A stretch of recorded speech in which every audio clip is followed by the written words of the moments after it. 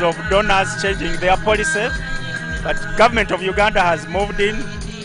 The Ministry of Finance has approved the additional funding for the Ministry of Health to ensure that the logistics and the purchase of medicine is not affected.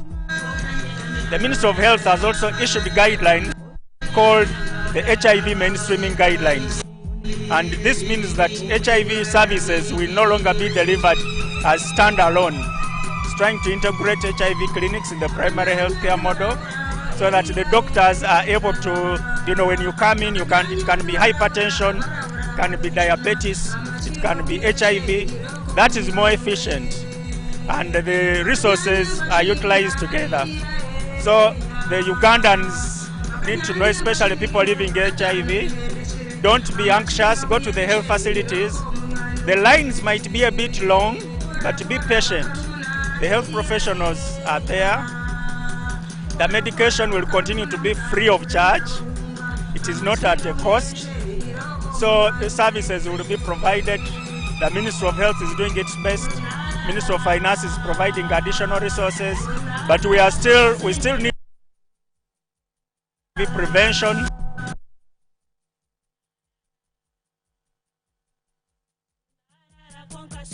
The long-term injection called lenacapavir.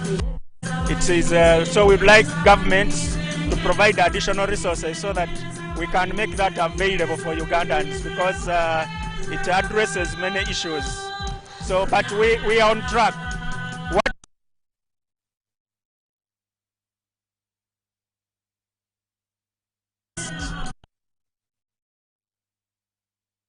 Negative, keep yourself negative. If you're HIV positive, go for treatment. The health workers will give you information. If you take your treatment well, your viral load will be suppressed. You will not infect your sexual partner. If you're a pregnant mother, you will not infect your baby. And that way, we will break the cycle of transmission and we'll be able to end AIDS by 2030. Talking about the statistics that we do have, about 94% to 95% of Ugandans know that they do have HIV. Are these people going for treatment? We reach these new people who are actually just getting 94% who are testing and knowing that they have HIV. Only 90 are going for treatment. So we need to step up there. It means we have a percentage that's out there. They have the virus, but they are not yet enrolled. The risk.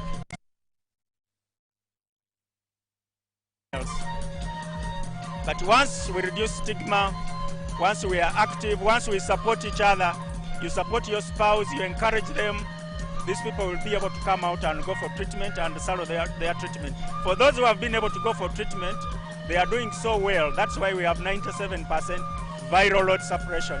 It means those who are on treatment are not transmitting. But we still have new infections. Last year alone, we had 37,000 new HIV infections. So that's the other small percentage that is HIV positive but is not yet on treatment. It means they continue to transmit, and that is why we continue. But for us to end AIDS, we have to stop new HIV infections, because the definition of ending AIDS as a public health threat is 0 new infections, 0 AIDS-related deaths, and 0 stigma and discrimination.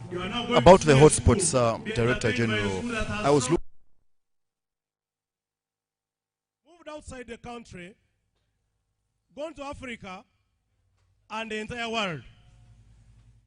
I'm now going to see you. You can easily suppress the virus with. Yes, so we are using data, like you say, we've mapped out the country. Researchers have done work, and now these tend to be urban areas, so the cities and the highways, where truckers move, park their trucks and stop. And in each of the towns, they are able to engage with the women who are engaging in commercial sex. So that forms part of the spread. So there is a definite program that follows up and tests, the people at risk. And people at risk include women engaged in commercial sex, long-distance truck drivers, adolescent girls and young women who are either working in bars, you know, places like markets. They are very vulnerable. So these are tested, and when one tests positive, then the health workers are able to follow up and track down who their sexual partners are. And when they are found positive, they are enrolled on treatment. So there is a plan, and the Ministry of Health, working with partners, is implementing this very well to make sure that, you know, these high-risk groups are tracked down, they are enrolled on treatment, they are able to suppress the virus, because that's the only way that will break the cycle. Talking about DG, the people be at a high risk if you do follow the reports, what are you doing as a commission to encourage to the PS at a high risk?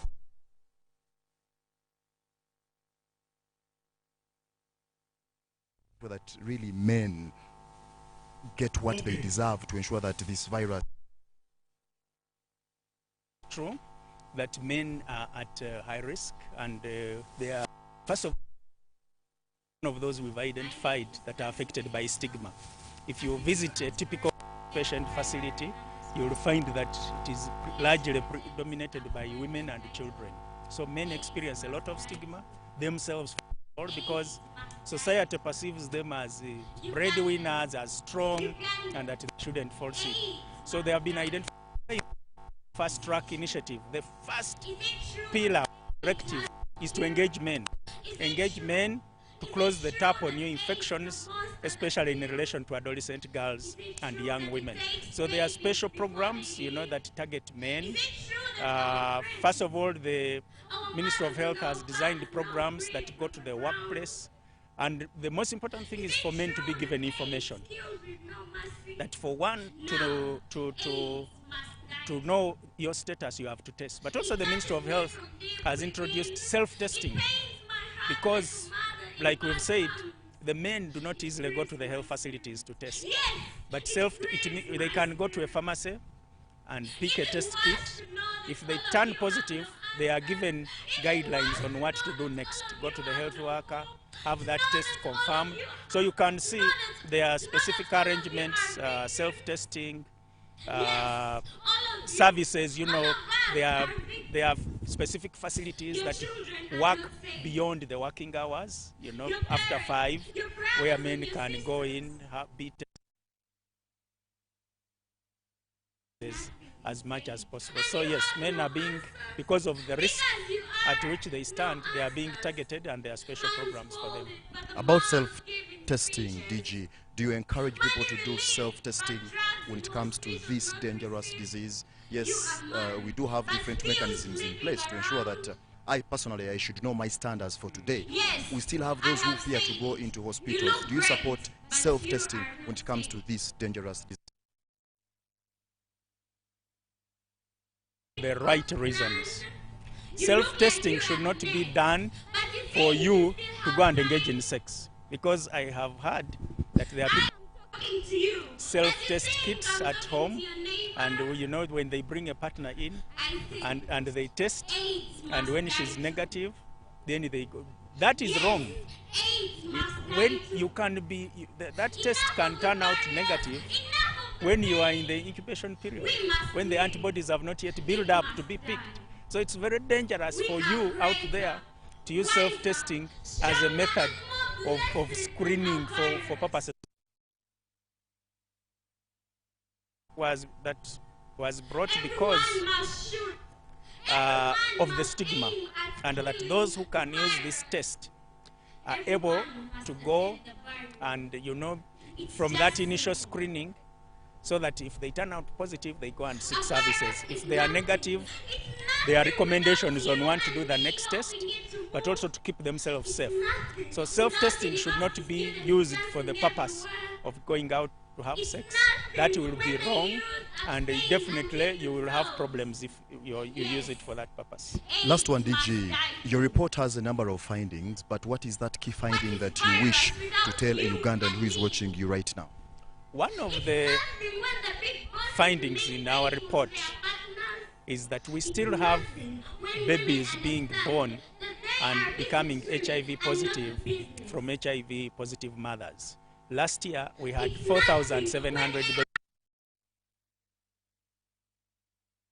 Because we have the means to stop infections from HIV positive mothers to their babies. And that is happening because these mothers do not follow the instructions. Either after testing positive, they start on treatment and they stop, or they don't take it consistently, or for some reason, because of stigma at home, they don't follow the instructions for breastfeeding. So we would like, one of the things we would like to do by 2030 is to make sure that no Ugandan child becomes HIV positive because her mother is positive. I'm sure you've had many testimonies where either there is a couple, both of them are positive and they have HIV negative babies. So that is one of the key things. But it's about us as individuals, that you begin with yourself and the person next to you, your partner, and within the community, in school, children, and school students should not stigmatize their peers, because stigma seems to be a major stumbling block for those seeking services, for you not to be able to go for treatment. So seek information, know what it takes, what causes you, predisposes you to HIV infections, so that you're able to protect yourself. Thank you so much, Director General. Hope to have you as we finish the event. We shall get back to you so that you summarize and whatever and what Ugandans should really expect out of the entire occasion. Thank you so much, Director General. You've heard it from the Director General, Uganda AIDS Commission. He has painted a very good picture how Ugandans really go to test for not those right reasons. They do go and test a number of issues, not knowing what they need to be done. It is very important for Ugandans to know what needs to be done.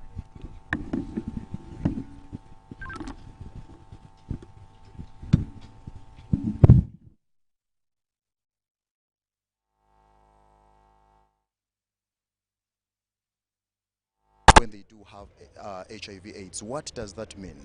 You as a partner, you as a man, you as a woman, you have to ensure that you go for that testing before any other thing. It is very important. What is in place is to ensure that they do fight these other related viruses when it comes to TB, hypertension, diabetes. All those are things that are put in place to ensure that Ugandans come 2030, no more AIDS. It is an ambitious goal for Uganda. How best can this be achieved? In the UNAIDS report that was released recently, some of the things that were talked about is youths not being employed, the poverty levels, having very many sexual partners. These are things that are causing HIV to be at a high rate. However, there has been a decrease when it comes to the prevalences on how this virus has been moving. Areas of Fort Portal being rated highly, but areas like Karamoja has about 1% of those who have HIV. How can Ugandans speak a leave from regions of Karamoja and these other regions? It is very important, and still these are things that our senior officials, ministers will be telling us to clearly understand when it comes to the findings that have been done. UNAIDS releasing a report, Uganda AIDS Commission releasing a report. How best can we pick a leave to ensure that all these can be achieved? Adolescents have to be kept in school. That is very important, but also people being very busy and engaged on a number of activities. I'm going to be speaking to the minister in charge of presidency, Honorable Mire Babalanda. She sits at cabinet level. She's going to be painting a picture for us. What is being discussed at cabinet level? As government, what are they doing to ensure that come 2030 we do achieve that ambitious goal of ending HIV/AIDS in Uganda? Honorable Minister, you're live on UBC TV. Today, Uganda joins the rest of the world to celebrate this day every year, 1st December, since 1988. Thank you. Actually, I'm going to be very brief because Dr. Msova, the Uganda AIDS Commission Director General, has said it all. Dear listeners, my name is Babiri Emile Babalanda. By the grace of God, I'm the minister in charge of presidency. Today, we are commemorating World AIDS Day here in Busheng. Permit me to thank the NRM government under the able leadership of General retired Mzee Yoweri Kaguta Museveni, because no more dying of HIV, the drugs are available, people are living positively. So it is one of the gains under the NRM leadership. Contributions of the NRM government under the able leadership of General Yoweri. Even if it is not mentioned in the 7 contribution of NRM government. People are doing their business, no more dying, no more suffering, AIDS is no more. On the reason why I am thanking General Yoweri Kaguta Museveni, who is the national chairperson of NRM government. I've been talking of the gains, the 7 core contributions of the NRM government. And one of the core contributions of NRM government, the first one is peace. Our country is peaceful and stable. Number 2, our country is development. When I talk of development, I mean physical infrastructure. Number 3 is wealth. Government of NRM has come up with good programs to empower Ugandans. That is socio-economic transformation. Number 4, jobs. Where there is wealth, automatically jobs are there. Number 5, services. I came last night, I slept in a hotel. That is a service. Number 6, we talk of markets. Whether you are living positively or not, you are free to go and sell your products in the market. The government of NRM have put up so many markets across the country. And number 7 is East Africa Federation. So it is the reason why I am thanking the NRM government, including this one, because no more dying of HIV and AIDS. So I want to thank and continue, and I shall be of General Yoweri Kaguta Museveni, and I pay NRM so that you continue living positively. I thank you, and I want to thank all the people of Bushenyi for turning up. Though we are not realizing a big number, but people are still coming slowly. Therefore, abatuwuliriza mbasaba basebo ne banyabo sigenda kwogera bingi kubanga ebisinga Dr. Musoba abyogedde, naye ng'erinnya lyange bampita babiri emmere babalanda.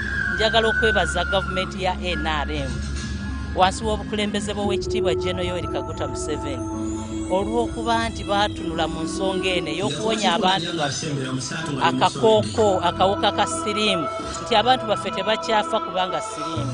Eddagala weeriri, ARVs are there. Abantu baffe abalina akawuka ka siriimu munywerere eddagala lino, mumire eddagala. Akawuka tekakyali kizibu, naye nammwe abatanakafuna kyali kirungi ne mwekuma obutakafuna.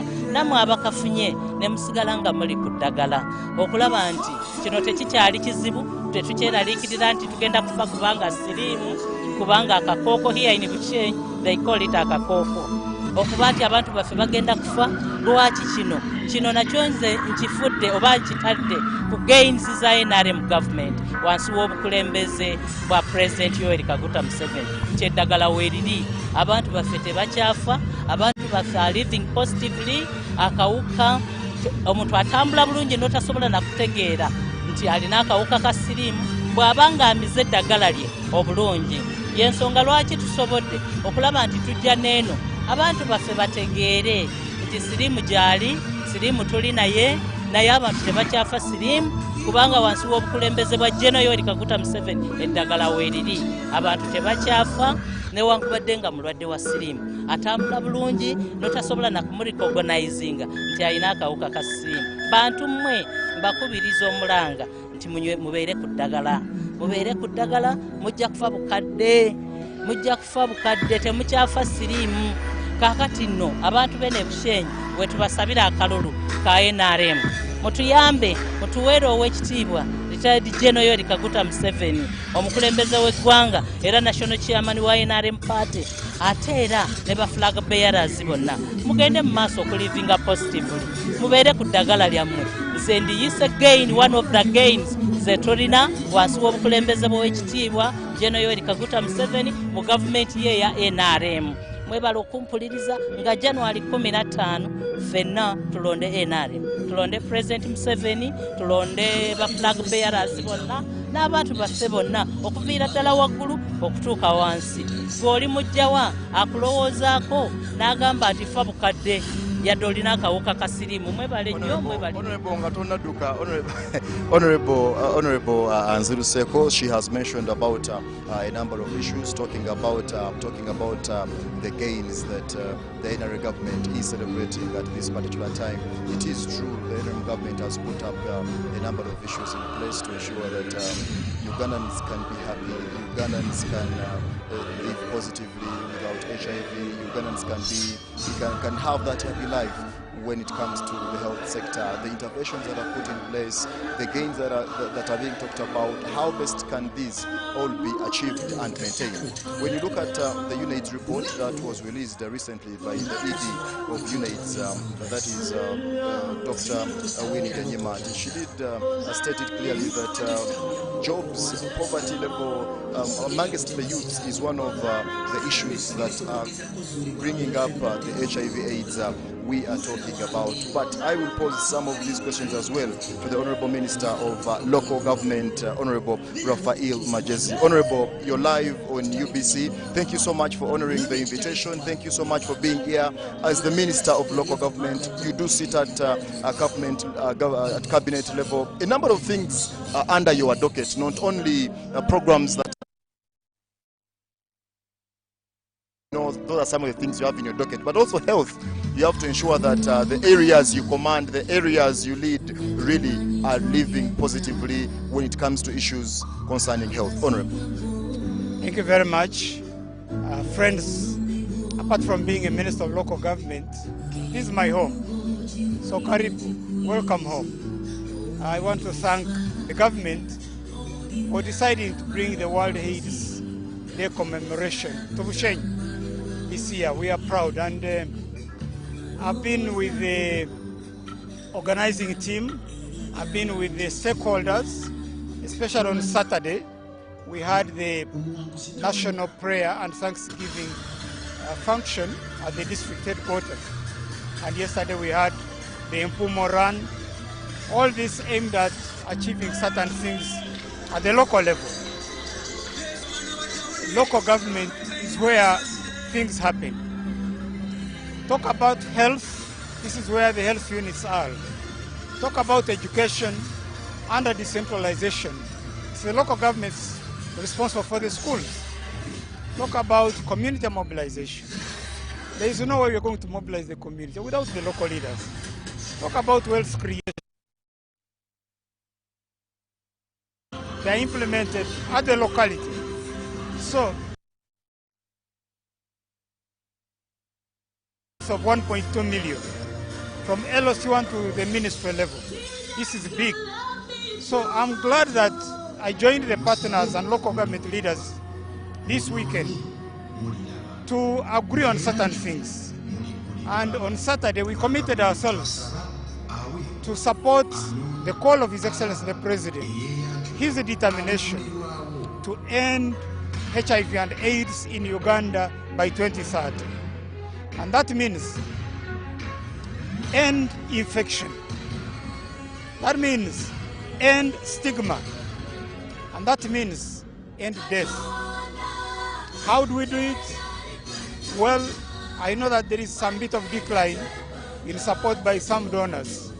But the partners who are with us and those who are here confirmed to me that there will be continued support to the government in terms of funding, mobilizing resources, and supporting our general effort as a country. At the local government level, the commitment we seem to be seeing coming out is, number one, to take the lead in the fight against HIV/AIDS. And that means reawakening the district HIV/AIDS committees. That means mainstreaming the fight against HIV/AIDS, the issues related to that, in the district plans, in the district budgets, in our general activities to which we are responsible.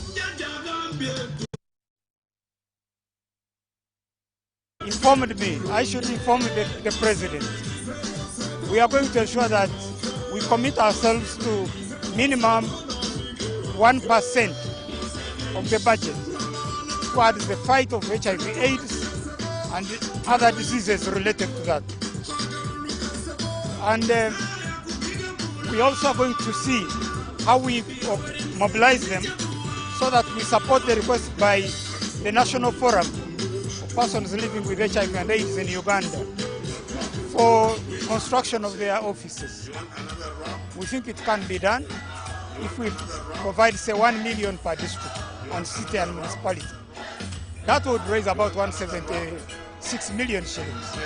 So it's my commitment as a minister to mobilize my colleagues, the chairpersons, their worship, the mayors, the cows, the town clerks. Within the budget of the local, it's not impossible to provide 1 million shillings. But also, I'm happy that the local leaders informed me they are ready at the district level for the fight against HIV/AIDS.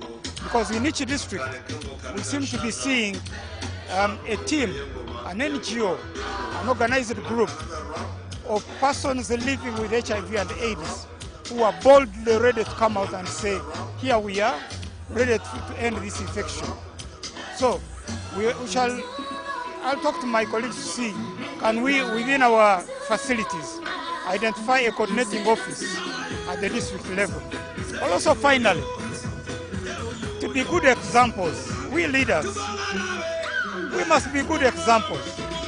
If I talk of the president, ministers, members of parliament, my concern and focus is on the local council leaders. The chairpersons LOC 1 and 2 and 3 and 5, that we must be in the lead in terms of being the right examples. What do I mean? I mean responsible sexual behavior. It cannot be a leader who is out in the public terrorizing everybody, spreading out the disease. It cannot be a leader. Then we must be also on the lead in terms of testing, so that we know our status is good, because government will give you the support. And once you find that you are okay, you don't have it, then avoid it. Take the necessary steps to commit to your partners, avoid it. And if you find you have it, it's not the end of the world. We had a lot of testimonies this weekend of people who have lived with this disease for 20 years plus, and they are living healthy lives, they are doing their work, they are with their families, because they accepted their status and took on the ART drugs. So, if the local leaders go in that direction, hopefully, as we move towards science and research, hopefully we shall reach a vaccine. Already there is that possibility of piloting whatever they have researched. So, the local leaders are key. That's why I'm here. I'm here not just because I'm a born of Mushenyi. I'm here to mobilize the local government leaders. We must fight the disease. We did it with COVID. It is the local leaders who fought COVID, who ensured that, the mobilization, the identification, the provision of knowledge and awareness was done at the local level. So let's now talk to our colleagues, the religious leaders. Summons.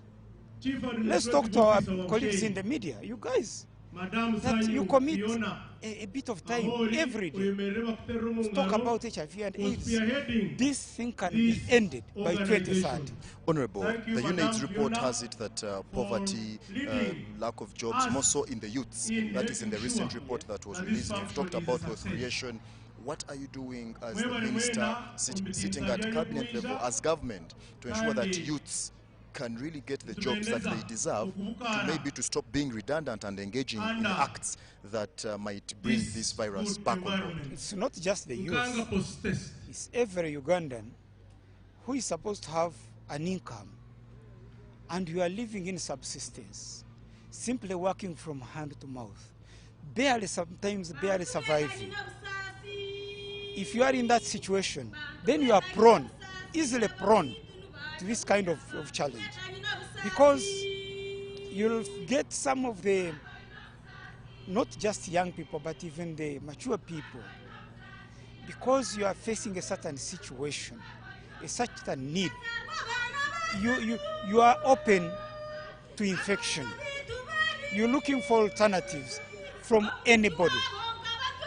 You know that, yes, your husband has a problem running up and down with women, but because of the challenges of low income, you're wondering, what do I do if I leave him? Where do I go? So you end up with the same problem. So I totally agree. Living conditions. How do you fight this disease? So what do we do as local government? And why do I say that local government is the centerpiece of government?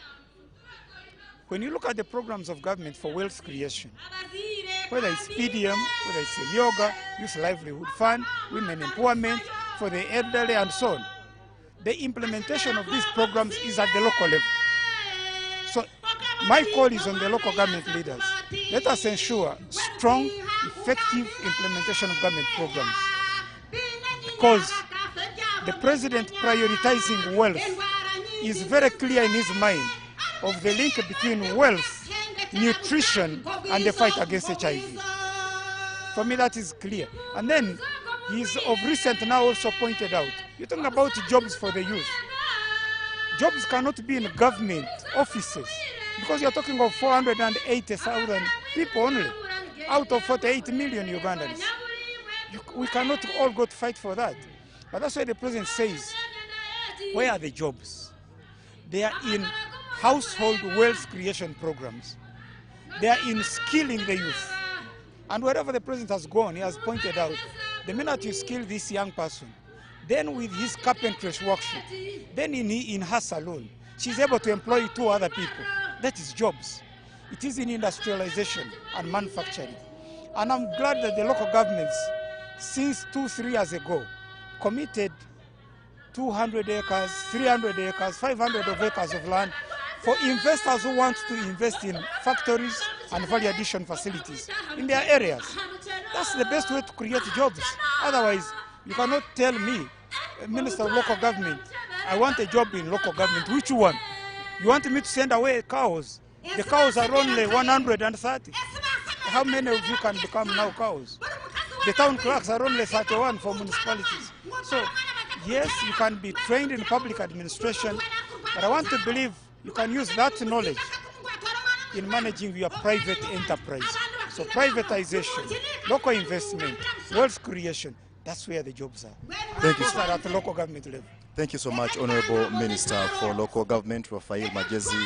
He has painted clearly a very, very good picture on what local government is doing to ensure that Ugandans can have the better jobs that they do deserve. Ugandans can have the basis, that foundation, that core value of ensuring that they can sustain themselves financially, economically, not forgetting what government has put in place for different programs. The minister has talked about them. We do have MYOGA, we do have PDM, we do have very many other projects that have started way back, the Intandikwa, and very many others. The issue is how best can all these things be sustained.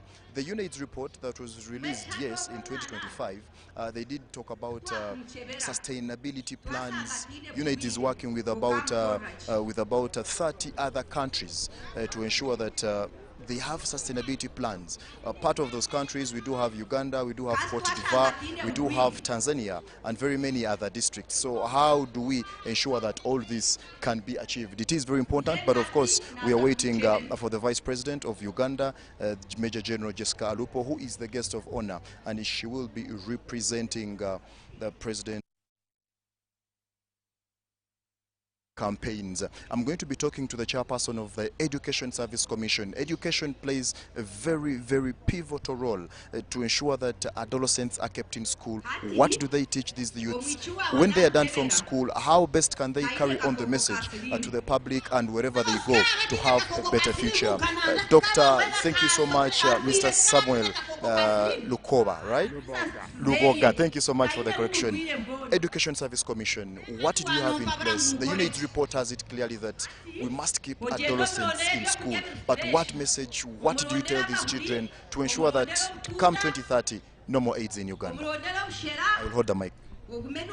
First of all, I thank you for inviting me, for giving me this opportunity. I start by telling you what we as the Education Service Commission are doing in the fight against HIV/AIDS. We have an HIV/AIDS committee. We organize day AIDS prevention days every year, where we invite eminent persons to talk to our staff. We have made IEC materials. We display them around the entire commission. And whenever we get a big gathering of our stakeholders, the teachers, we display AIDS messages. And we talk to them. The point is, we want them to go back. And when they talk to our students, educate them, inform them that the reason they're in school is to study and to grow and be prepared to perform adult roles. And to do that, they need to keep safe. There is no success without safety. We also distribute AIDS prevention aids like condoms in the commission. And we have attended this event in big force. I also, as chairperson Education Service Commission, visit many schools. One of the best and I conduct performing primary schools, motivational talks entitled The Difficult Road to Success. And in there, I emphasize the definition of sexuality and the fact that sexuality is going nowhere. No, even when you wait and grow up, you'll find it. From all tribes. And that when you finally done, you leave it here. And I tell them the purpose of being in school, and it's not just to grow up, but it is to prepare them for adult roles. And I therefore give them tips for surviving HIV/AIDS. A few minutes. Chairperson, as a commission, you as a father, as a leader, you've done whatever it takes to ensure that the students, because we are talking about the grassroots, and the grassroots we are talking about children who are going to school. Do we have some follow-up measures to ensure as well find a brighter future talking about health still? You know, my background is as chairperson of the representing Uganda Uganda Youth Forum. I recognize the presence there of the we RDC popularized the True Love Weights, district. and we follow I up recognize and have been invited to numerous Commissioner weddings. at And people days. who waited have displayed the Ogunumwana True wetu Love waha, Weights cards kandi and we exchanged, commissioner wa giving human them to resource their in the Ministry of married Trade and couples. Industry. Kandi is an And Atimu therefore Bango. it You are shows most welcome, that it Ministry works. of Trade. If people I wait, they recognize can the achieve Deputy Chief success. Administrative Officer, And many people have Bushenyi, grown up and Mr.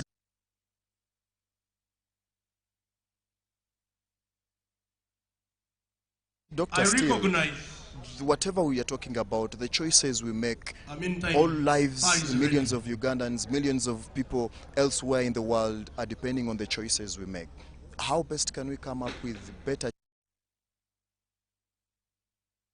Well, I display to students the first things first.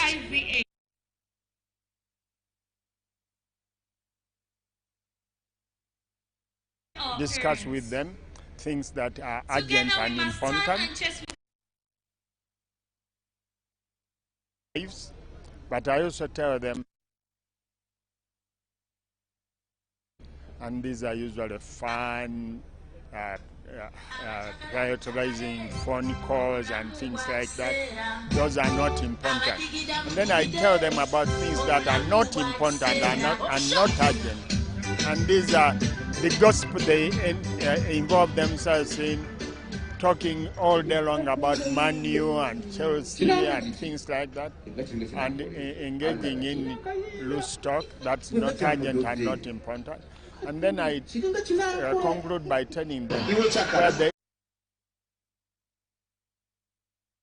concentrated in the things that are important but not urgent. And this includes growing up, waiting until you are married, and raising a family and supporting your country to develop.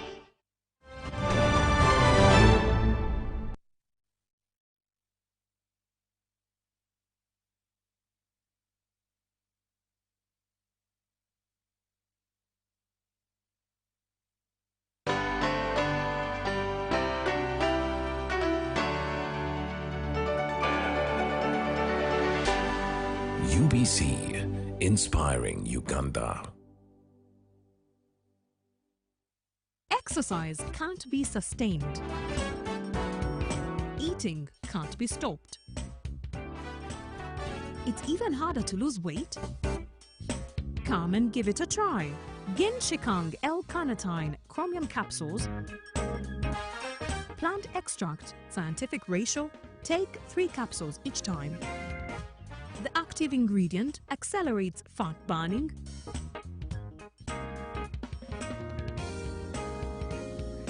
eat twice a day,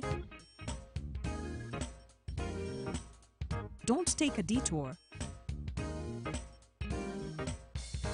Wait for more information, visit our website www.hgo.com or call 0800 335555.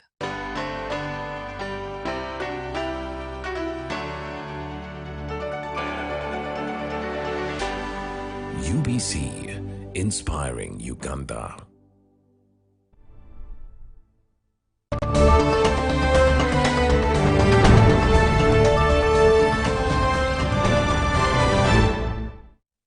Ugandans must consume.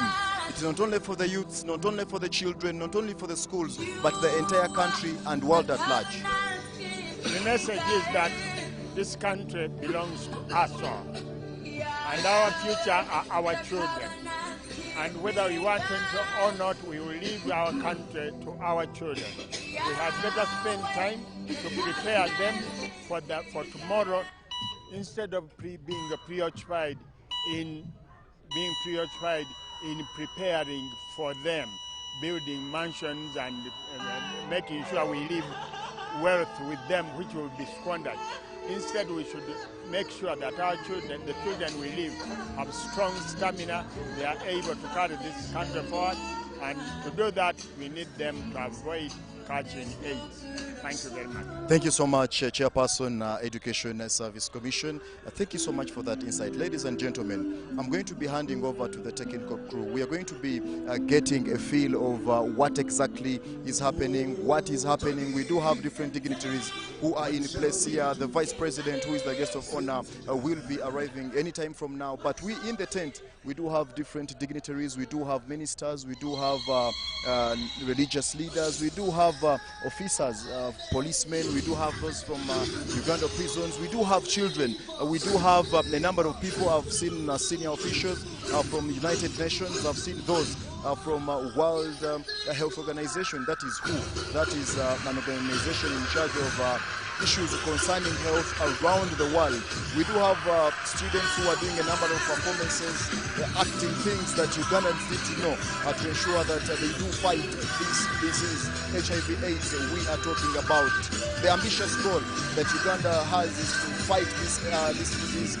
Come 2030, how best can this be achieved? The Uganda AIDS Commission did file a report. A number of findings are in there. The UNAIDS also did release a report. A number of things are there. The Ministry of Health also has a number of innovations, a number of ideas, innovations that are put in place to ensure Ugandans can pick a leaf. What do they need to know? How best can we fight this? If men are not taking up the mantle to fight this, it is very technical. So we men, we do have to ensure that we do fight the lead. I did talk about the cultural leaders that we do have here. They do play a pivotal role. They do always arrange gatherings. They do talk to people on a number of issues. So we shall be understanding what needs to be done. They will be telling us who they are. Nyabo oli buterevu ku UBC amanyago ebiti byo byonna byogwamu na kiki kye mukola okulaba nti musaasanya enjiri ey'okulwanyisa akawuka akayita mukenenya mu bantu. Erinnya nze Nalongo Nansamba nga nze pulezidenti w'abasawo b'ekinnansi mu ggwanga. Tukoze omulimu munene nnyo w'ebyobulamu okulaba nti abantu baffe beekebeza ne batajja mu kweraguza waffe kokka ng'ate balwadde. Era tubakubiriza nti bwe baba banajja ewaffe mu basawo b'ekinnansi bamale kugenda babakebere bamanye nti balamu awo balyoke bajje ewaffe.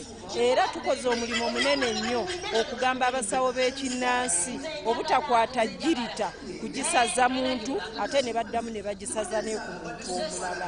Ogwo nno omulimu tugukoledde ddala n'okulaba nti tubateekamu emisomo egisobola okubamanyisa nti nabo balina okwekebeza ne batawoza nti jjajja yagenda okubakebera akawuka ka siriimu. Tukolaganira wamu n'ekitongole kya Uganda AIDS. Era tuzze muno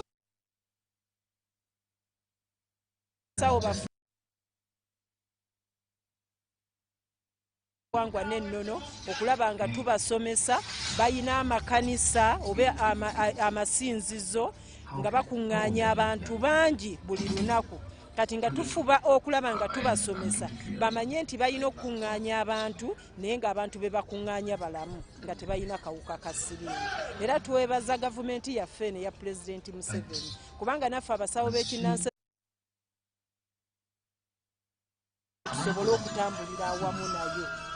Bingi ebibogerwako ng'abasawo b'ekinnansi ku bintu bimukola ne President Museveni mwennyini azenga akyogerako nti bannanga abantu mugende mu malwaliro. Abantu bangi basaasaanya amawulire oba oli awo agatali matuufu ku mirimu gye mukola eyo. Kiki kye mukola okulongoosa erinnya lyammwe n'abantu okugenda mu maaso okusigala nga babakkiririzaamu? Era tukoze kyamaanyi nnyo okulaba nga tulongoosa tutuukagane n'omutindo gw'abasawo abazungu. Tukolaganira wamu n'abasawo abazungu okulaba nga tusobola okujjanjaba abantu baffe. Ate naffe kennyini tufuba nnyo okulaba nga tunoonyereza eddagala eryo erireetebwa obulwadde bw'akawuka bwa siriimu bwe tebuleeta kubanga buleeta omusujja, buleeta okuddukana, buleeta okuluma. Omuntu waffe bw'ajja n'asobola okuweweera n'asobola okutuukirawo mu ddwaliro. Ate era tukoze omulimu munene nnyo okulaba nga tuteekamu emabega nga buli ekikolobero ekikolebwa bakutte omukazi mu ssabo nga bagamba nti musawo, basaddaase omuntu nga bagamba nti musawo. Kati naffe twenyigira mu pulogulaamu za gavumenti okulaga abantu nti naffe tetuli bakozi ba bikolobero wabula waliwo abatwerimbikamu. Era nga bw'okimanyi nti buli mulimo gwonna ne mu balokole wabaayo abakwata abantu, wabaayo abasaddaka. Kati nga bw'okimanyi nti abafere bayingira mu buli kintu kyonna. Naye naffe tufubye okulaba nga tutereeza obusawo bwaffe obw'ekinnansi abantu basobole okubwagala. Nalongo tweyanza. Kale. Thank you so much, Nalongo. You've heard it from abasawo ab'ekinnansi. They also do pass over the message in different ways on how Ugandans really need to understand the different perceptions that we do have of these people. They're also saying they're doing the right thing. The President of the Republic of Uganda has always been talking about this. Now I'm going to be talking to the religious fraternity, the religious leaders. They also play a very, very pivotal role in addressing this. They do have a number of masses, the congregations while in church, and wherever they go, this is the message that they do preach to Uganda, and so they play a role as well to fight AIDS, since Uganda has that goal of fighting this come 2030. I do have the Bishop of Ankole diocese. He will be telling us what they are doing as the church to ensure that they pass over the message to Ugandan. Bishop, you're most welcome. Thank you so much. You're live on UBC TV. The religious leaders, you play a very, very big role in teaching the people, the gatherings, a number of things, and government has hopes in you. Since you talk to a number of people, the youths, the elders, very many other people, what are you doing as the church to ensure that this message gets to that last wananchi as well? So thank you very much. As a church, we are concerned, and of course we cannot stop calling people to getting serious with their lives. We have to call upon them to make sure they get serious with their lives. Because you see, the heart of the problem is the problem of the heart. We can have interventions, and this is what the government is doing. There's a lot of good programming for the eradication of HIV/AIDS by 2030. But you see, it all begins from the heart. The moment you say, I am going to make sure I prioritize the sanctity of life and protect myself from becoming a victim of circumstances, then you will fight AIDS. So fighting HIV/AIDS begins with our hearts. Because when you decide to say no to adultery and fornication and irresponsible sex, I can assure you we shall be very far in fighting this AIDS. For example, there are young people now who are not aware of the ABC model like we used to do. And now they see HIV as another problem that can be handled. They are belittling the problem of the scourge, and that is very, very dangerous. So we keep preaching the gospel and getting involved in these national programs to make sure that we all fight together. So thank you very much. Bishop, before I let you go, we still have people that have different perceptions when they come to churches. What is that takeaway message that Ugandans have to embrace? Because you, our leaders, you do have the knowledge, you have traversed the country, the entire world, you've moved to places, and a lot of things that you do carry from different areas to come and preach this gospel. When we talk of the church, we have to remember that not every organization, not every assembly that calls itself church is a true church. Because I have seen people who preach a different gospel from what the church should be preaching. The contribution, and if, for example, assistance, there is a church which does not fight sin, does not preach against sin, that's a problem. So, for me as bishop, I am aware that God loves us, 3 days, and He sent the Lord Jesus Christ to fight sin, to make sure that we repent of our sins and live good lives until we are off here, and then we end up to live with Him in heaven. So this is what we should be preaching. We should preach against sin and preach the sinfulness of sin and the consequences of sin as well, so people can stay away from evil. Thank you. Thank you so much, Bishop. Thank you so much. Ladies and gentlemen, as I do talk right now, the guest of honor, the Vice President of the Republic of Uganda, Jessica Alupo, has arrived here in Bushenyi, where we are celebrating the World AIDS International Day. She's going to be received by the Minister for Presidency, that is Honorable Miri Babalanda. I am seeing the Honorable Minister for Local Government, Raphael Majezi, and very many other dignitaries. I've seen the Director General of Uganda AIDS Commission. He is also among those receiving the guest of honor. I also seen the chairperson of the AIDS Commission. I've also seen very many other dignitaries. The bishops are also around to ensure that they do grace the occasion. It is today that Uganda is joining the rest of the world to commemorate the World AIDS Day since 1988. What is the message that Ugandans need to understand? If the government has come up with a number of interventions, a number of issues in place to ensure that we fight this vice come 2030. The UNAIDS report says that they know what it requires. We do have the tools, we do have the machines, and whatever it takes. The health sector has the doctors, it has the nurses, and whoever is responsible to fight this vice. But it is not only for the government, but it is also to everyone, every Ugandan. About 43 million people die, actually have AIDS in the whole world at large. The World Health Organization is also putting up a number of policies to ensure that people really have good health. How can this be achieved? These are questions that Ugandans who are watching UBC right now have, but we shall be hearing from the guest of honor, Jessica Alupo, the Vice President, who is representing Yoweri Kaguta Museveni, the President of Uganda, who is going on with the process of traversing the country. The presidential campaigns are still going on, but that doesn't really fail such an important occasion from going on. He has a number of people in place, those who can really pass over the message. So today we do have a theme that must be followed, that is overcoming disruptions, transforming the AIDS response. It is very important. How can this be achieved? Still, that is a question that needs to be addressed. Today, 40.8 million people are living with HIV worldwide, and of those 1.3 million new infections, 2 million people are still not accessing treatment. That is according to the UNAIDS report. So what does that mean? Millions of lives depend on the choices that the leaders make today. How do we pick a leaf?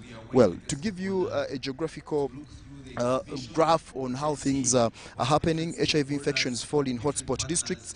That is according to the report of Uganda AIDS Commission 2020 versus 2024. Fort Portal City is number one. It did have about 17.5%. That is the HIV infection rate, but for now it has reduced to about 12.5, 12.7. around there, but still it is topping the table. Chotera coming in second, Kalangala coming in third, Soroti City, Chiruhura, Mbara City, Masaka, Gulu City, Kabarole, Lira City, Buikwe, Kanungu, Bukomansimbi, Bunyangabu, Luengo, and Pader.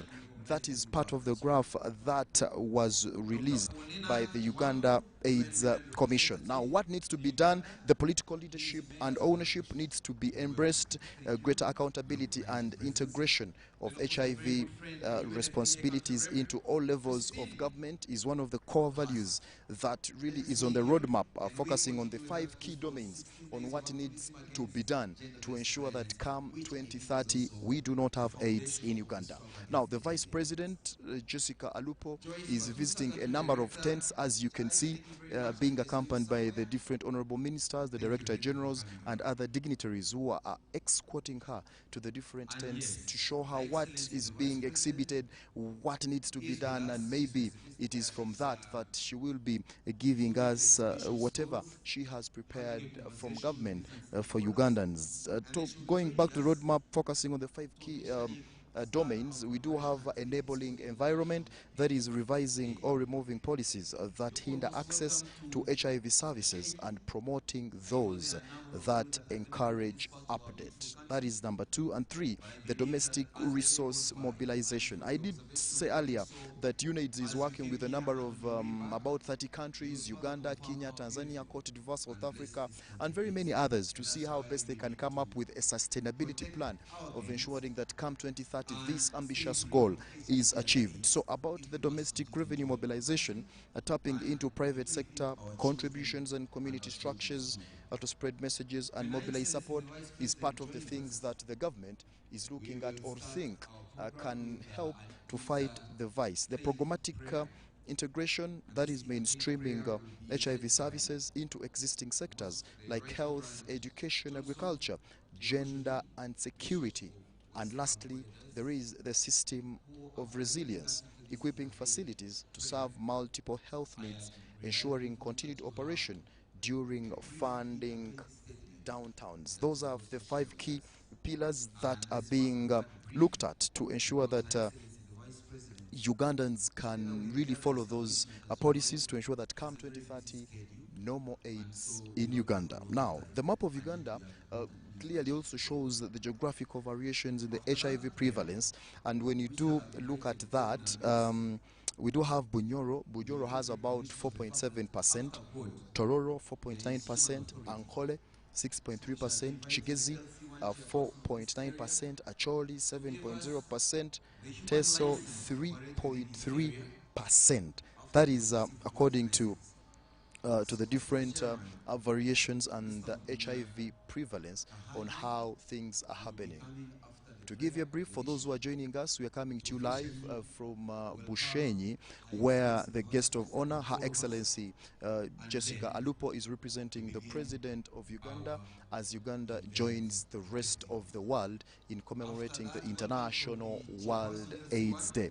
It is very important to also note that different government initiatives have been brought on board, but we shall be understanding some of these other factors and what is being done. Now, the US government a few months ago did cut off the foreign aid across the world, which resulted in Uganda losing funding worth 604 billion shillings. That is for HIV, AIDS, malaria, TB, nutrition services. The question is, how best can now Uganda health sector become self-reliant too, and to end the reliance on foreign aid?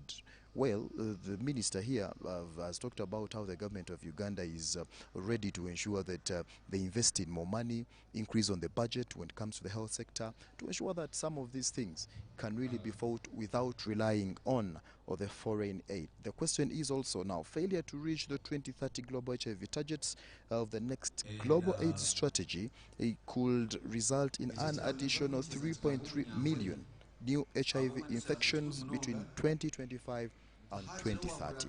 So all policies, whatever measures have been put in place, they must be embraced, they must be abided to, they must be followed to ensure that this ambitious goal is followed. It is very key.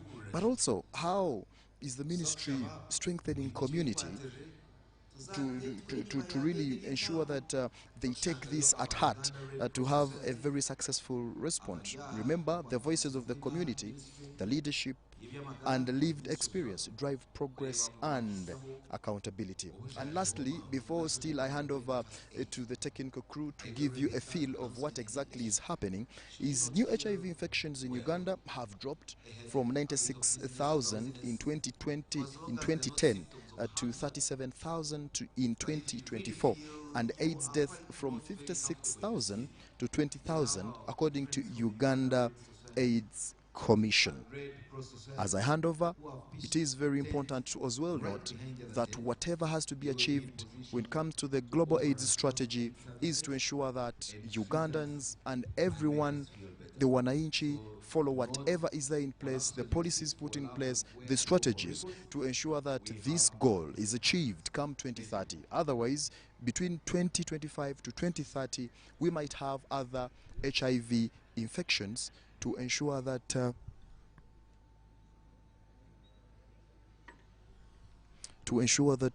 Ugandans achieve what they do achieve. Now, the Ministry of Health also has a strategy of the 2 injections that those suffering from the virus can receive at least a 2-year injection. That is every after 6 months, to ensure that those who do not really get the medicine, they can really go for this. But the PS for the Ministry of Health, Dr. Diana Atwine, when I had a chat with her a few days ago, she did say that this is expensive. It may not be for everyone, but of course government has measures of ensuring that most of the Ugandans can achieve this. So if the death toll has reduced from about 56,000 to 20,000, indeed, the government has done whatever it takes. Now, with us here in Bushenyi, the guest of honor,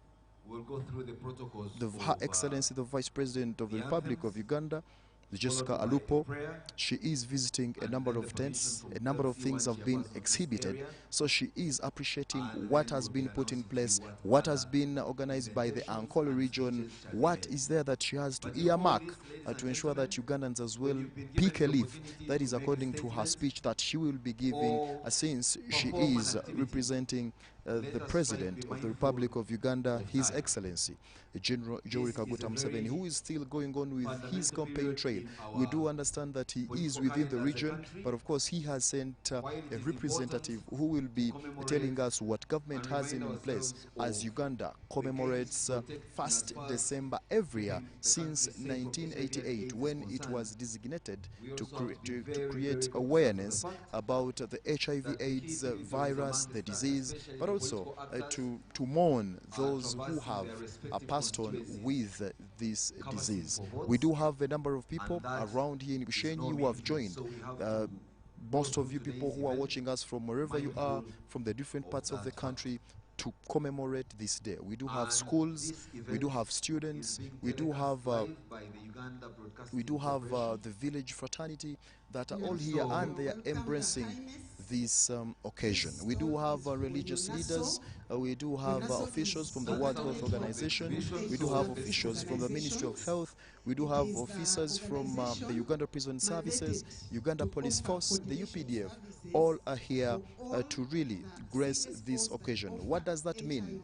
The entire government is really represented with the different senior officials from the different ministries and from the different organizations. Now, our role as the national broadcaster, we as journalists, is to ensure that you receive the message as is and what exactly is transpiring in the future. The Uganda Education Service Commission, as I was talking to the chairperson, he did mention what they are doing to ensure that this message gets to the grassroots, what they are doing to ensure that they reach all schools, all students, and what has to be followed, how do they pass over the message to the different people. Remember, if you do not start with the grassroots, it is very, very dangerous. So the youths, the children, how best can mothers give birth to babies without HIV? They did talk about the Director General of Uganda AIDS Commission. He did talk about how men are not really embracing the testing.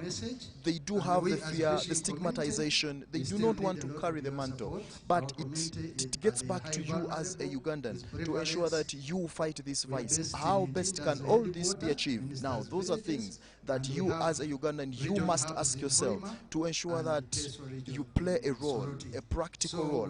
As government plays its part, you as a Ugandan, you as an individual, you also play a key role to ensure that come 2030, the virus can be done out of Uganda. Now, part of the drivers of HIV/AIDS is that transactional sex, the multiple sexual partners, poverty, income inequality, among others. Now, that was in the UNAIDS report 2025 that was released this very year recently by the ED of UNAIDS, that is Winnie Byanyima. Talking about poverty, the Minister for Local Government did talk about what they are doing as government at cabinet level. A number of things are being discussed to ensure that Ugandans can have that economy they deserve. They can have that income that comes in daily. But it did also talk about the people working hand to mouth, that subsistence economy. How best can all this be achieved? It is very important if Ugandans really embrace what there is and what is being done. Now, if you do remember, Uganda did expect to receive its first 2 monthly HIV/AIDS injectable treatment doses. That was in Feb 2025, following the approval given by the National Drug Authority. I do understand there is a batch that arrived, and the ministry, together with other bodies, are still doing a number of issues to see how best can Uganda get this medicine. The National Drug Authority ensuring that the supply is adequate, but also ensuring that this is really embraced. We still have people that don't want to take this as a serious disease, as the ministry is fighting the disease.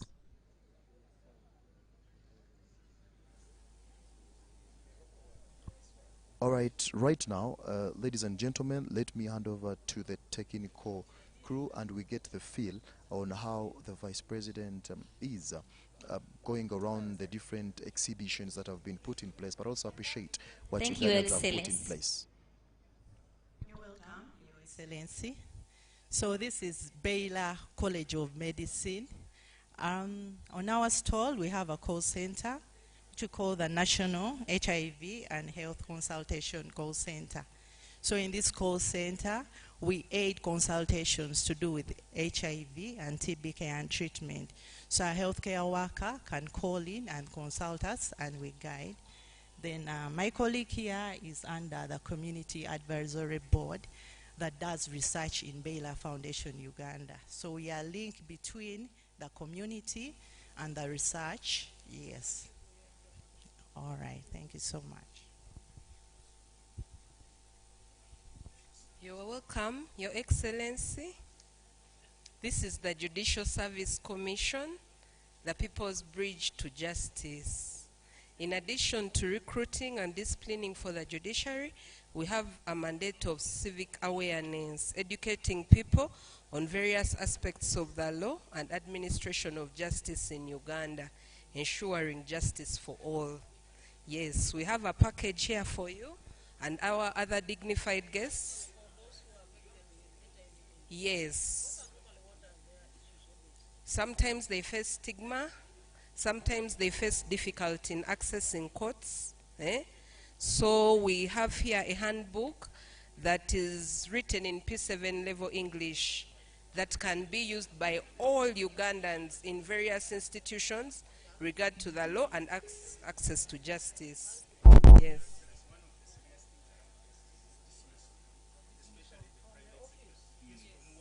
Yes.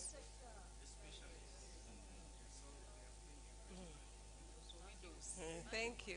Thank you, Your Excellence.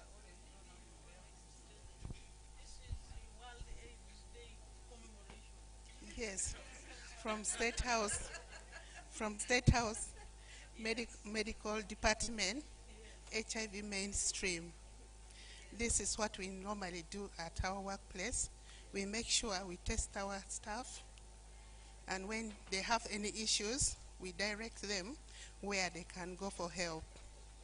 And initially from there also we do support.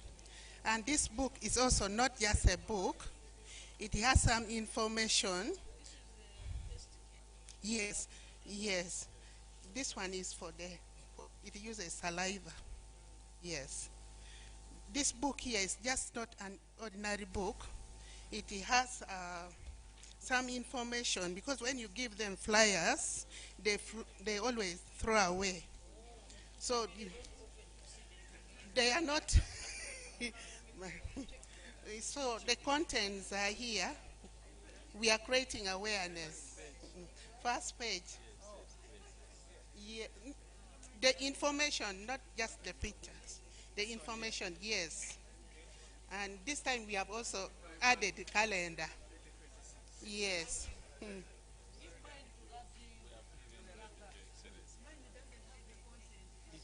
It is there.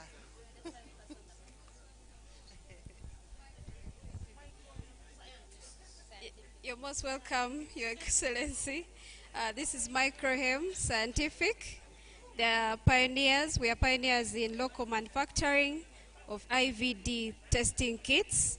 This is a HIV testing kit. That's for sickle cell? Yes, we have also sickle cell testing kits. We also have malaria testing kits.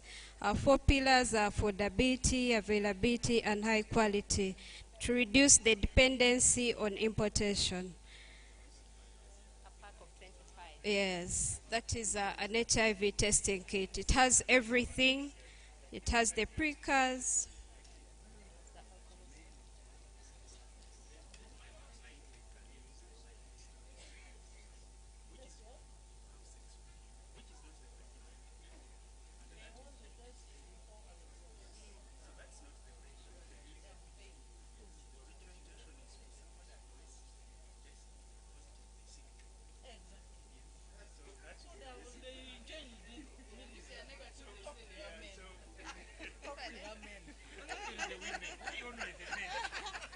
Thank you very much.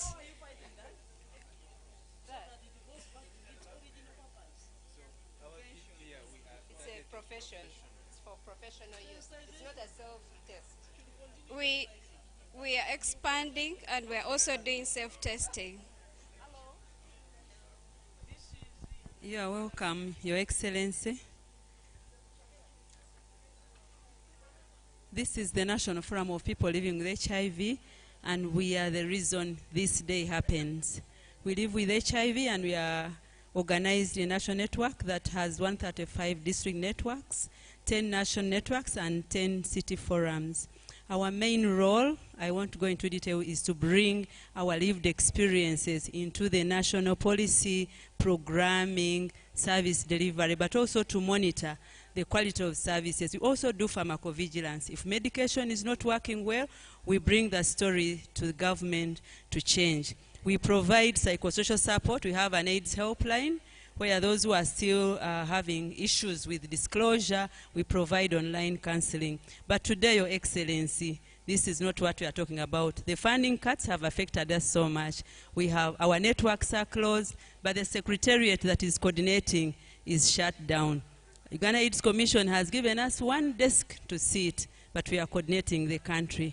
We are requesting you to support us build a home of people living with HIV, a home of champions, where we can sit, coordinate, and ensure that we further mobilize ourselves to lower the prevalence from 4.9 to maybe 0.1, and also to ensure that, yes, get for me my card. Get for me my card. I'm going to give. Thank you very much, Your Excellency, and honorable ministers for coming. Honorable Minister, for us, we are Uganet, and we are the Ugandan Network on Law, Ethics, HIV, and AIDS. For 30 years, we have been providing legal aid to people living with HIV, and we promote human rights for people living with HIV. We are the people that bang tables where policies have been criminalizing people living with HIV, and we are honored to have you visit us here. Thank you. Yes, Your Excellency, I'm Harriet Sentongo from TASO, the AIDS Support Organization. We've been in existence for quite a long time. Your Excellency, we have all the services that we offer being driven by the guidelines under Ministry of Health under the consolidated guidelines for prevention and treatment of HIV and AIDS. Recently, Your Excellency, Ministry of Health rolled out integrated health service deliveries where we include the communicable and non-communicable diseases. So as you see here, Your Excellency, we have, as we integrate our health services in HIV prevention and treatment, we have other drugs for hypertension and then diabetes. I have a colleague also to start.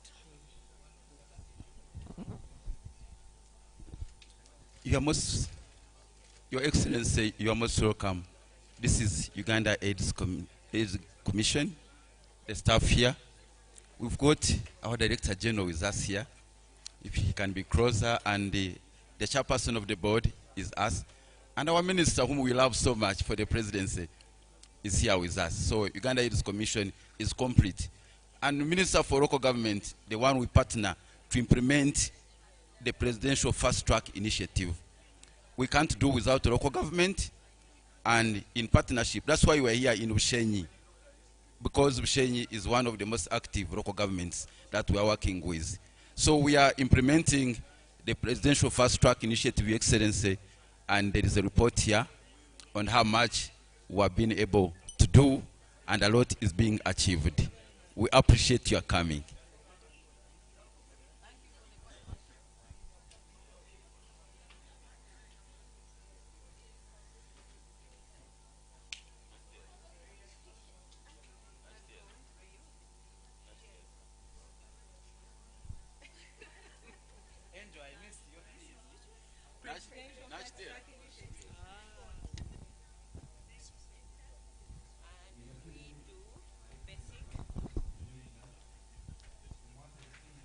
You're very welcome, Your Excellency, Minister.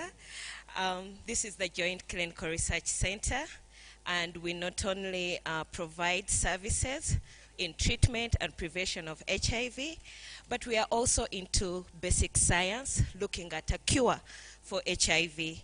We have balanced hope, optimism, that very soon we should be able to have a cure for HIV, because it's we need sustainability whereby we have an HIV-free generation.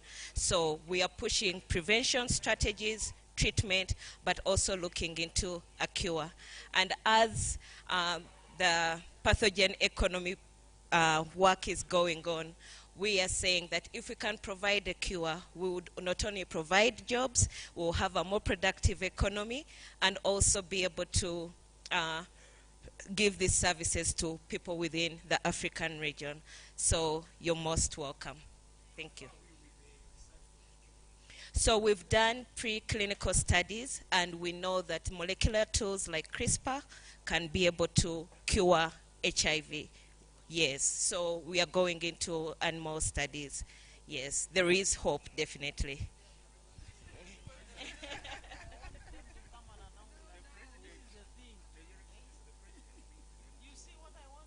Yes. Maybe next time.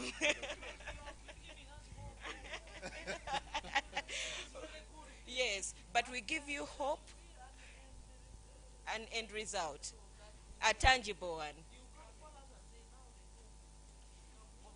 So let's work together. You invest in research and development, and also we work on it. Thank you.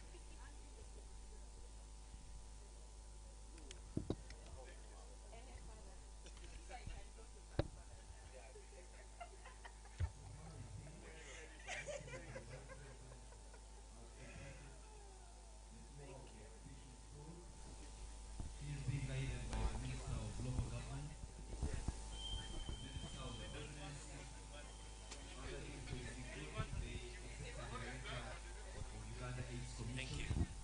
And the board chairperson of the same institution.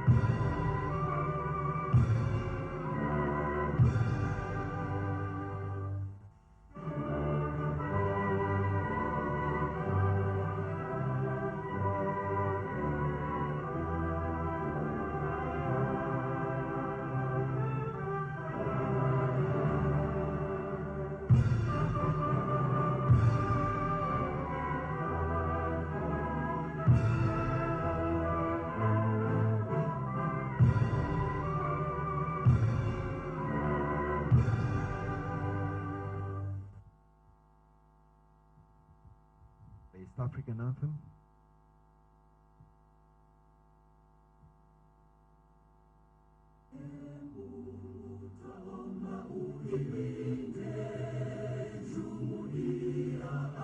Afrika Mashariki, tuwezeshe kuishi kwa amani, tutimize na malengo yetu. Jumuiya yetu sote tulilinde, tuajibike, tuimarike, umoja wetu ni nguzo yetu, idumu jumuiya yetu. Uzalendo pia mshikamano iwe msingi wa umoja wetu, na tulinde uhuru na amani, mila zetu na desturi zetu. Jumuiya yetu sote tulilinde, tuajibike, tuimarike, umoja wetu ni nguzo yetu, idumu jumuiya yetu. Viwandani na hata mashambani, tufanye kazi sote kwa makini, tujitoe kwa hali na mali, tulijenge jumuiya bora.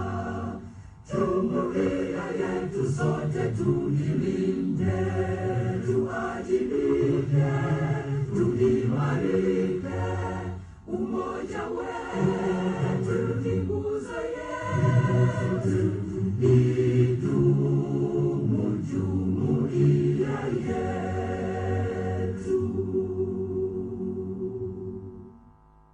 At this point, the Bishop of Western Kwale Diocese, Johnson Tuinomujuni, is leading an interfaith prayer. He will determine whether or not this prayer shall be said while we are standing or seated. I now leave that to his discretion. Reverend, only you will determine whether we stay upstanding or we sit. The microphone is yours. We shall stay upstanding as we pray to the Lord.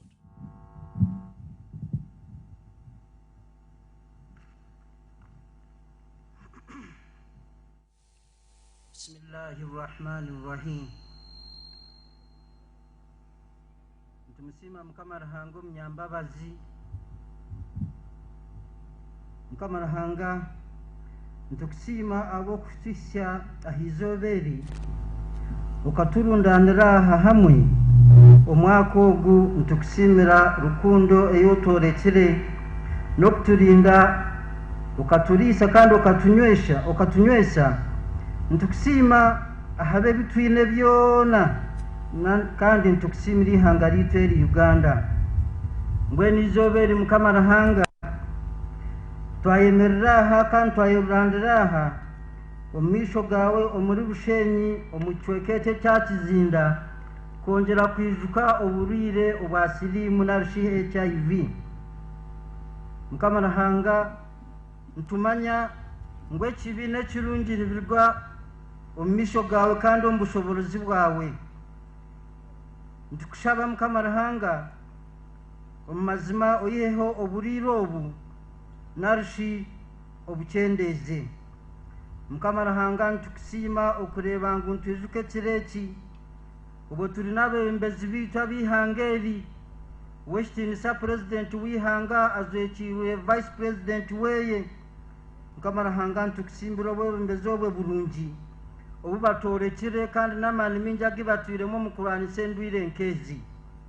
Enyuma haho amaani mingi bakagatamu kurwanyisa COVID-19 kandi batiremu n'amaani mingi okureba ngu ihanga eri libigira obusinge n'obucureera. Mukamarahanga omwebembezi ogwe president witu kuwakubaasa kandi kumwongera amagezi n'obwenge n'amaani akongera kwebembera ihanga eri n'ekisanje kiri kwija ukaba utukozire gye Mukamarahanga. Ntukusiimira abantu boona abayerurandira aha kwerundana kwijuka ekireki n'abantu boona batebekanisa omukoro ogu Mukamarahanga ntubakusiimira n'abiija aha kureba ngu omukoro ogu nuguba ogw'ekitiinisa. Mukama Ruhanga ntukushaba otutingirize endwara ezigumire nk'eze za siriimu n'ezindi kandi kuzirabe zatukwasire Mukama Ruhanga otuheereze amaani nana amagezi tubaze kandi kuzisingura. Shaba Mukama Ruhanga omukoro ogwo gw'erizooba omwaka ogwo tukuza kuhendera obururo obutukuza kuza Mukama Ruhanga bwona otuhe obusinguzi Ruhanga obwe ori omuhezi witu. Amina. N'abandi Regional Kadhi Wankole representing His Eminence the Mufti of Uganda Dr. Shabani Mubajje. Gracious and loving God, on this World AIDS Day, we remember all who have been affected by HIV and AIDS.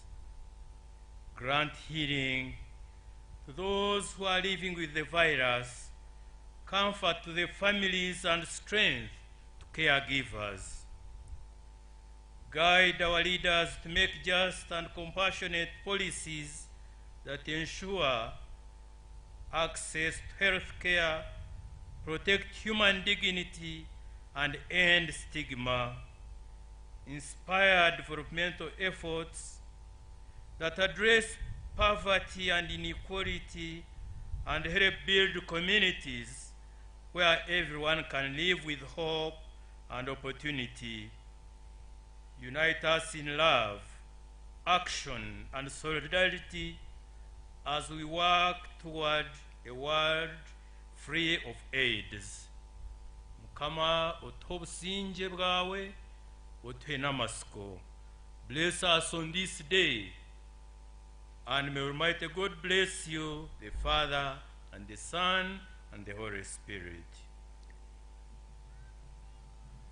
Now you can take your seats.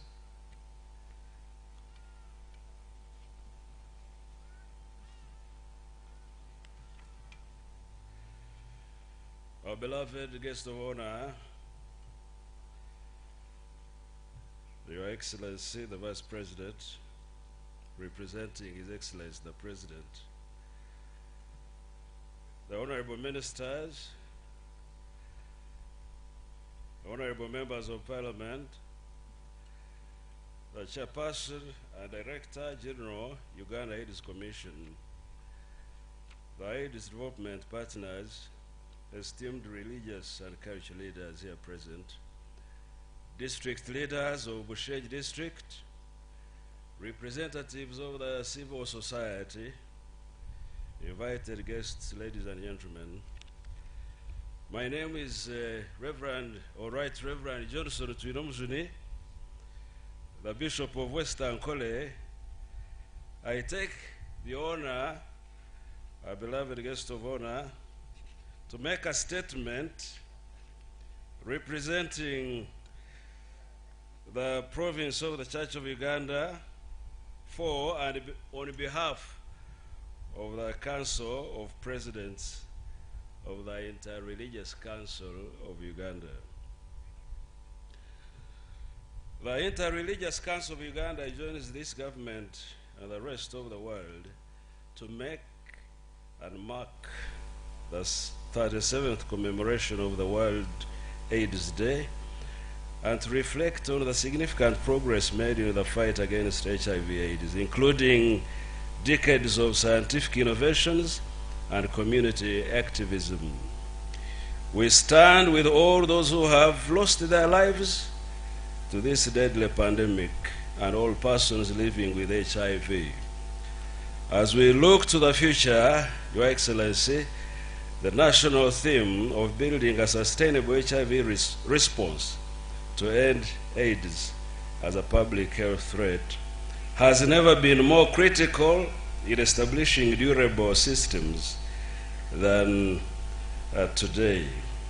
And we can work together to withstand crises, address root inequalities, and ensure that no one is left behind on the path to ending AIDS as a public health threat by the year 2030.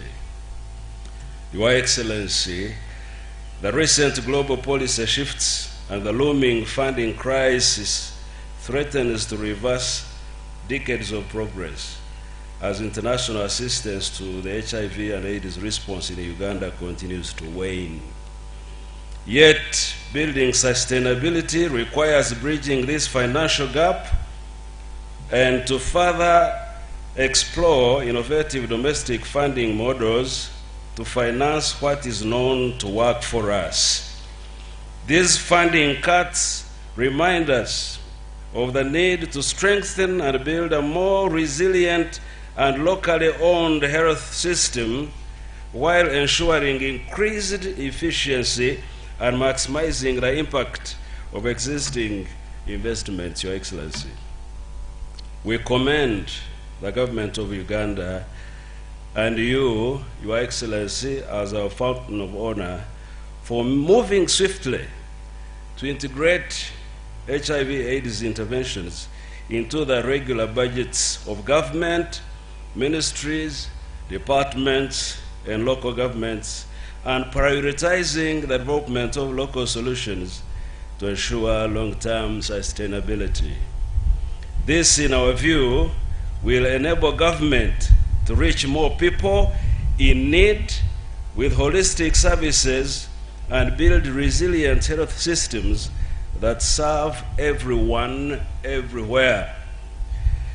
Your Excellency, as religious leaders, we welcome the scientific advancements such as the long-acting antiretroviral medication used for reducing the risk of acquiring HIV, with priority given to individuals at highest risk of infection, such as young women, pregnant, and breastfeeding mothers. However, we are concerned with the slow progress in the rollout and call for expansion of coverage to reach more communities as a sustainable response demands collective action to ensure equitable access to these life-saving technologies. Our dear Chief Guest, your open and high-level political leadership in the 1990s fostered a climate of transparency and encouraged grassroots action. This approach empowered communities to actively participate in preventing and caring efforts, moving the national response from a purely medical issue to a multi-sectoral societal challenge. In fact, the ABC campaign served as the backbone of the HIV prevention response in the late 80s and the late 90s before the introduction of ART and newer HIV prevention tools like PEP, PrEP, and medical male circumcision, among others, in the 2000s. However, we are concerned with the gradual decline in the intensity of coverage of the ABC campaign, messaging in favor of a science-led approach following the advent of ART and other new HIV prevention technologies.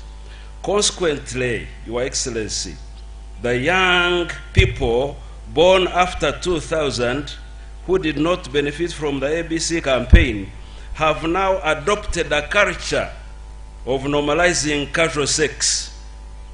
We therefore call for a reflection and dialogue on how we can revamp the ABC model alongside the available science to protect this and the future generation and save the country from the reversals of the gains already made, Your Excellency.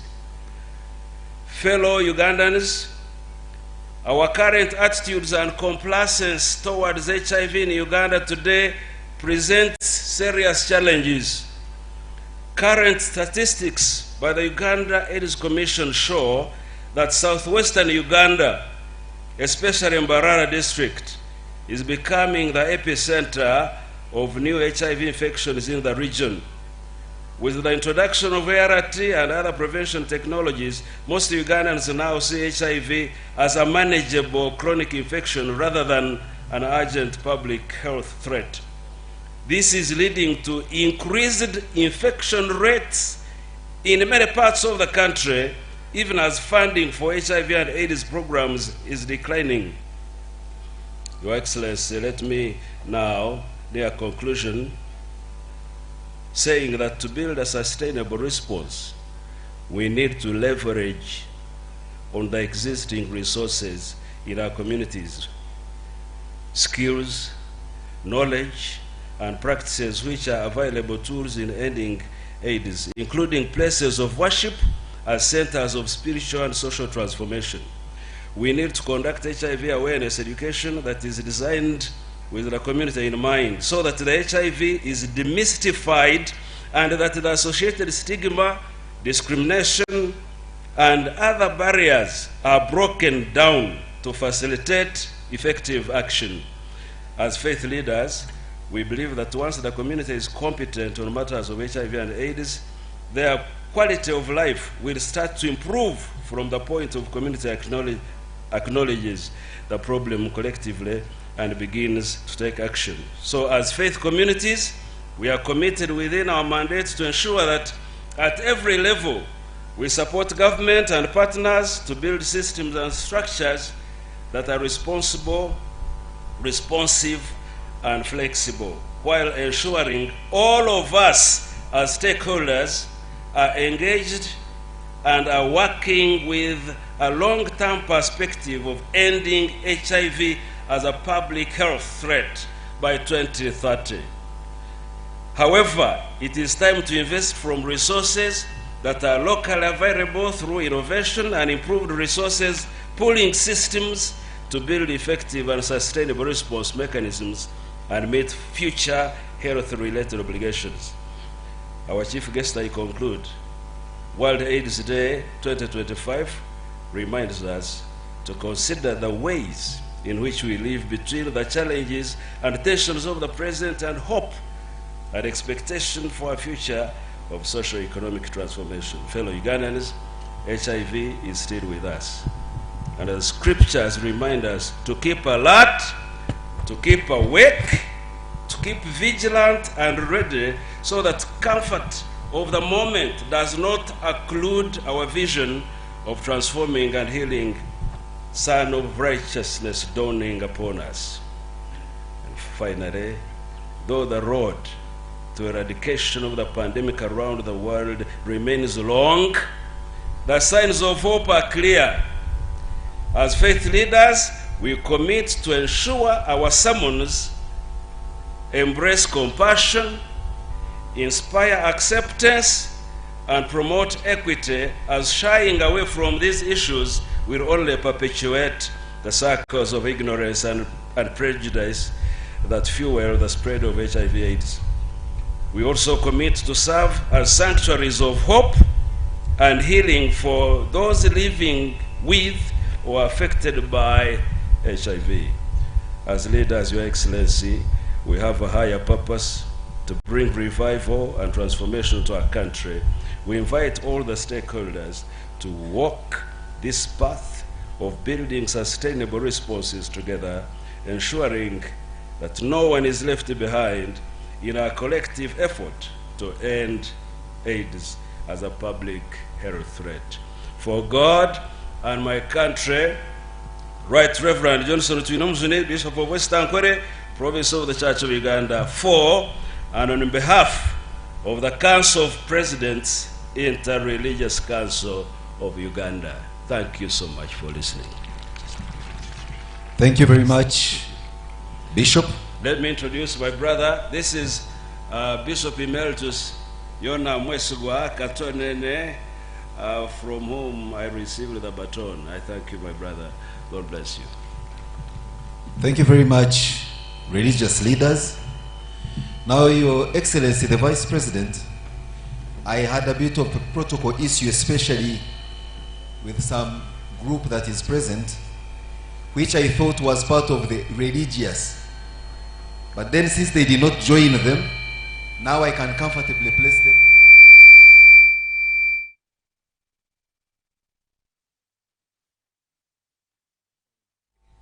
That group is at work. Now that they are not part of the religious leaders, I think that group is part of the cultural leaders.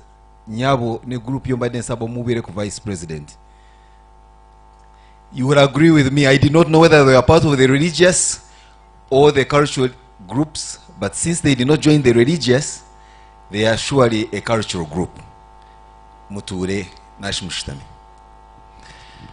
We have received God's blessings, but perhaps we may need to also get the blessings of the local civilian authority to allow us to continue with our event. And so may I request that the LC1 chairperson of this area, Omwami Mugumya Kahanji, oije otuachire mu kichweka cyawe kandi oterezo rusano kugenda mission omukorogo konka kandi ko twagambire time is of essence. Abebembezi b'amadini nabara nkoko nabemereza speech yawe yatari ngufu konka kandi we chairman manyangu ebyo bitwiremu abantu bahonogamba nabo buri izoba, so twaja nka speech kabe kagufu nkaza kuba kagufu kandi juka nchakaro ino mukoro muhango hanu speech yawe ya nchakaro tagihereze rizoba. Over to you, sir.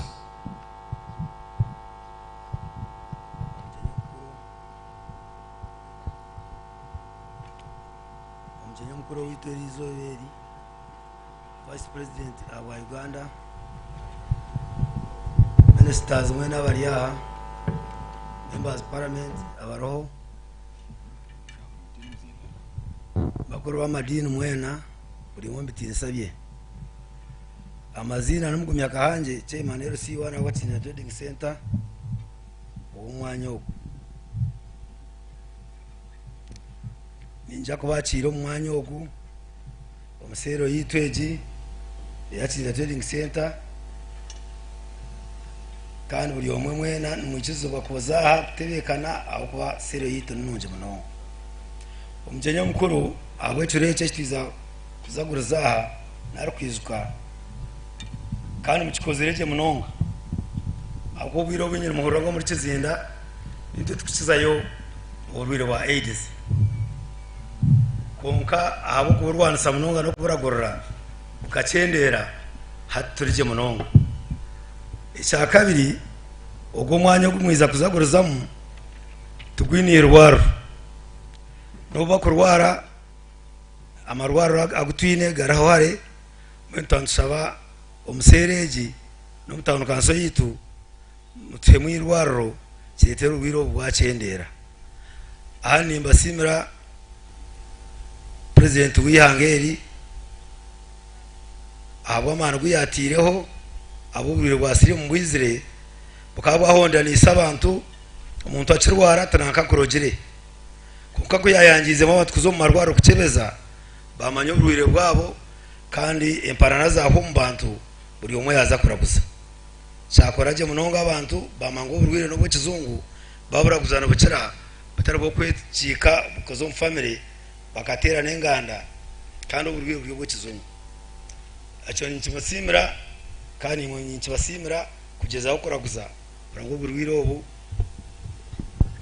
bwaraguzubwa kandi bwacira nabo abutakizire konko umuntu nagenderaho akore imirimo ye izoba ryahikogenda ahandi ahabushaha tawun kanso yitweji emwaki amwahika mwareba twine kizimbe cyitecho cyakahwire offices zito ziryaho na no mwanya kumwa kubasa kutamwirwaro government eje katwita kanarahango honaho mukuzantitaho konka tanshaba mwaturekerirwaro tawun kanso ya kizinde karebe kaje nebyo abo bwabo bunahirwa abantu aba nincherezana nabo vice president omujenya mukuru no mwichereze gwa kore mukoro yanyu mwanya ogu mutine shonga yona mpaka murejereho ntakeberwe kintu cyango ningaraka sabira president Museveni nakaruru na ba president na ba flag bearer bona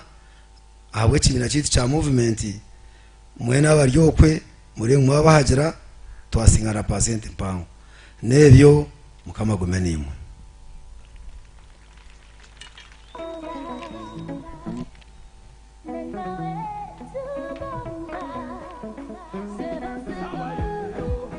Thank you very much, LC1 Chairperson.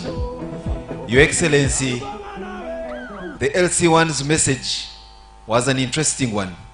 That whereas he has given us the official license to operate our function here today commemorating International AIDS Day, this area does not have a worthy medical facility to talk about. And he was making an appeal to government to ensure that soon you can have a medical facility built here. The advantage, Your Excellency, is that I see representatives of the Uganda Revenue Authority here with us. I think those are the ones mandated to collect money, which then they pass on to you as a government, which then you use to carry out the delivery of social services, including and not limited to provision of health services. So when chairman wakwena kwerezirwa ronaba URA baria mwena nishamuna abantu abo bakunje bahereze mshoro hate mshore ejo niyo government eri kuyawe sente ikije kombe kama rwaro ekombe kama shomero na nebindi mkwani mushaba government gwekoreki ebihereze abantu. So mbwe nebyo tuyineho mujenyi mukuru nawe owatweyungaho mbwenu. This special guest is an interesting one. I think he prefers not to be introduced. He will introduce himself. And so it is my humble pleasure to say, let that guest arrive in our midst. Thank you.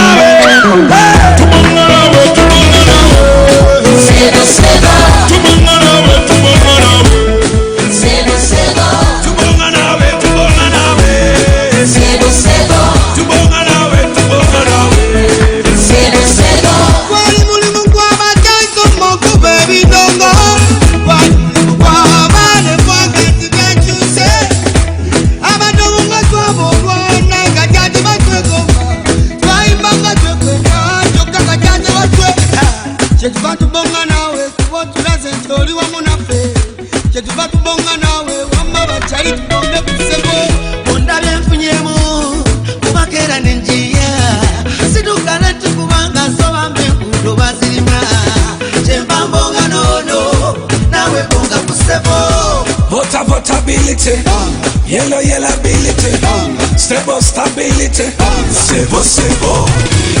Votability, yellow ability, stable stability, sebo sebo.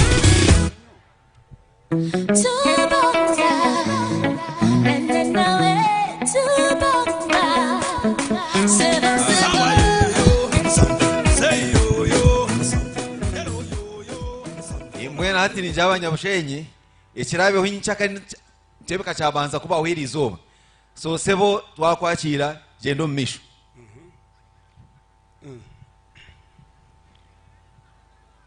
First of all,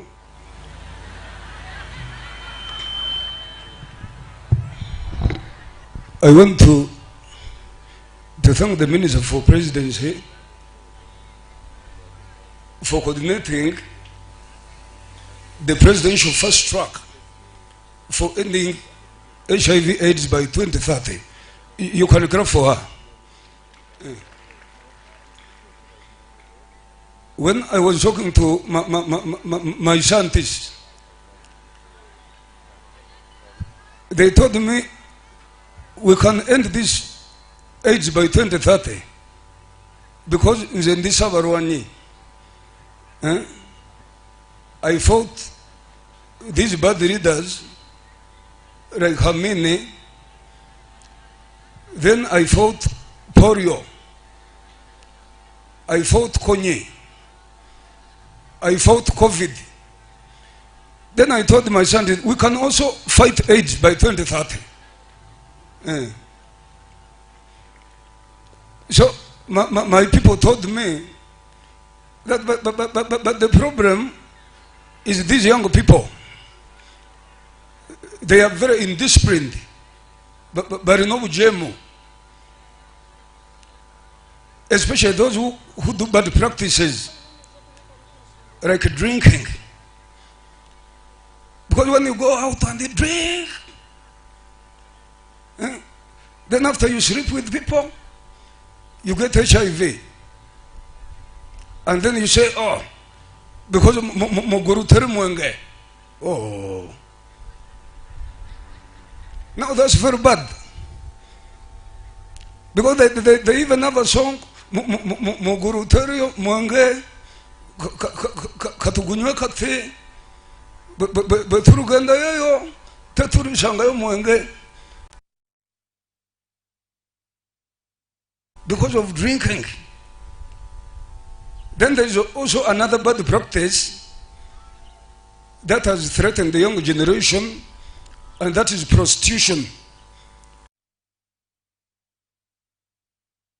What are you saying? All this causes HIV/AIDS.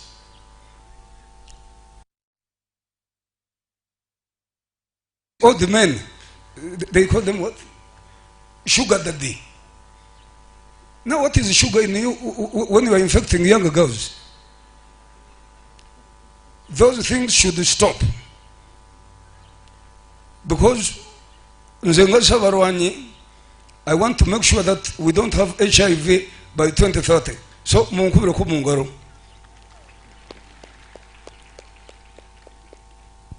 I want to make sure that these young people who claim that we are doing prostitution because of poverty. Oh, there is PDM. Where is the minister for local government? Is the minister here? Come. You come. Run.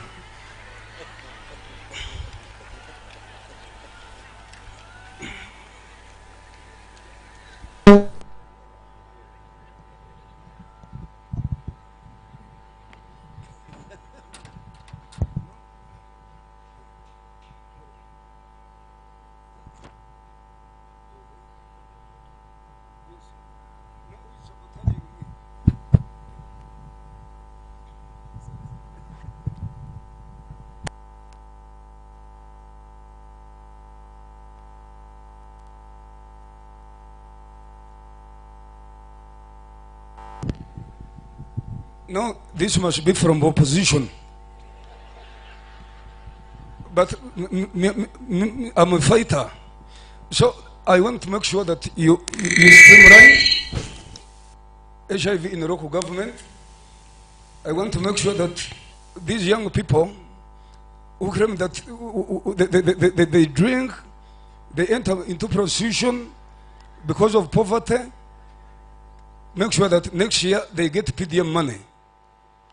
And you know, I've been giving out 1 million of PDM. One.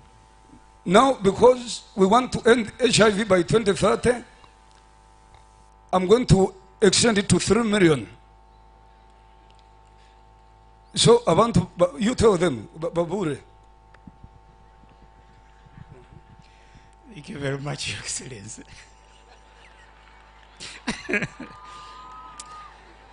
Abanyabushenyi muri je muri kurungi bashaba ngungambe edakika 2 ha PDM kandi kwera kukwatagana n'ibya HIV/AIDS mukamanje PDM Parish Development Model mwena barahanuya mwagihurireho President omukutereza esente ngutuzubahereze miliyoni 1 buruka ekigendererwa no kugira ngo urugo mubworo urugo mukorera enda yonka ozo mukora utasye akasente niyoze umbantu abina akasente omagaragabo mumakagabo twagira orientation nungi ntuza kutunga endya nungi ntuza kutunga okutwarwanisa akakoko ka sirimu nabwe echo wekitinisa ni tuyaba Minister of Local Government twetebekanise kukora echo ahano yahina batungira sente za PDM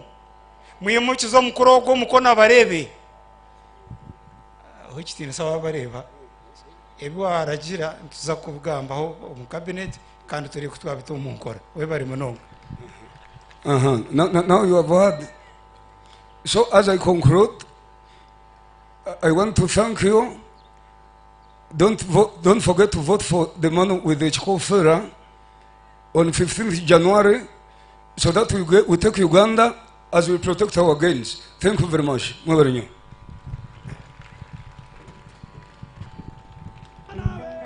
Now, do I really have to introduce who the main act was? Certainly not. He is now coming to take his rightful place. You know the protocols of receiving an excellency. So,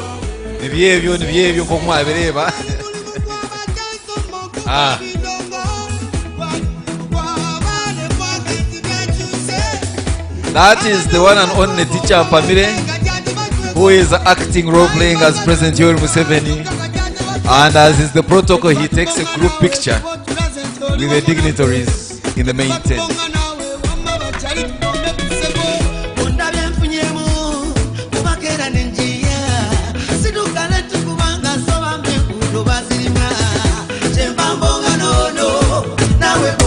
As you are aware, His Excellency the President has a very busy campaign schedule, so yabakanga mukachaha na yongerayo kuza mu campaign zeye ombishweke byambarra rero akwato kwa bushenya ijaka nyincha kare nubwera are kurera aberoho so irizo yashara Mungu yabakwata mukache yabahayo bugambo bwe buke akoreka oku program ya PDM erikuza kwenjera omumisho n'okuyamba aha okyali mboko sebo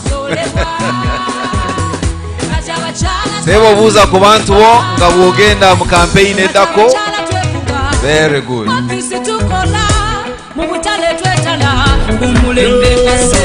Tunula kyendagaano kyembudde yonandabayo Uganda kyevudde bwebudde ku luno nfaayo sendukanduka kati ragaraga kabuta kati yasalawo kala yero basi ya yero. Thank you, Mr. DJ.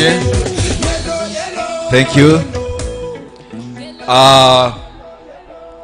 Your Excellency, the Vice President, jokes aside, let's now proceed with the regular programming of this event. Your Excellency, in the days gone by, HIV and AIDS was regarded as a death sentence if one contracted it. But even worse, for their families and their immediate cycles. Whereas it's still not a good thing to contract, but there is certainly quite a bit of hope that comes with it. And to exemplify that hope, we have in our midst people living with HIV and AIDS. And we do not segregate against them because that's within what we don't want to call an acceptable behavior that many regard as stigma. And so I want to invite in a very humble way a representative of people living with HIV and AIDS, a very known face to all of us, and also, interestingly, a man with whom you share a rank in the army. Major, retired, Robaramera Ruranga, I saw you. This is my opportunity to invite you to come and share with us that statement of hope representing people living with HIV and AIDS. You're going to come here with a colleague of yours called Flavia, who I will introduce in due course. Thank you very much.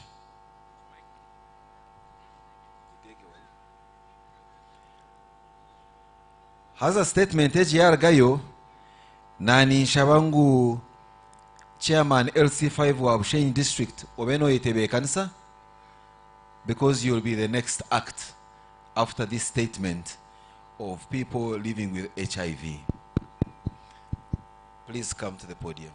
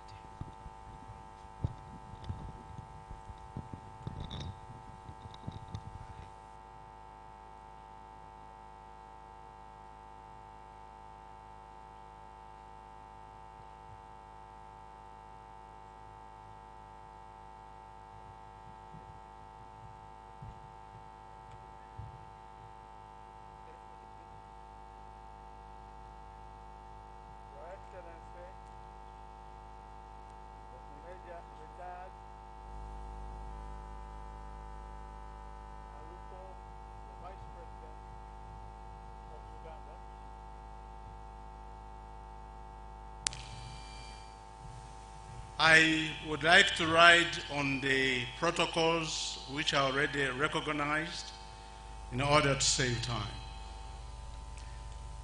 My names are Rubaramira Ruranga. I am a major that left the army about 20 years ago. So I am now called Resistance Officer Veteran. The reason I'm here really is to share with people about the way people have misunderstood the virus we call HIV and the fact that we can live with it. I'm hearing people saying people who are here living with HIV and AIDS. Of course, you can't be having AIDS and be here, because AIDS is the end of HIV. So people who are here, including us all here, do not have AIDS. They only live with HIV. And I think people should understand this, because AIDS seems to be a condemnatory word that people used to stigmatize other people. I'm 77 years old. I have lived with HIV for 40 years. And I don't want people to mistake my stick as if that is the beginning of AIDS. Not at all. I just have undergone 10 spine surgeries about eight months ago. And my back is not yet stable.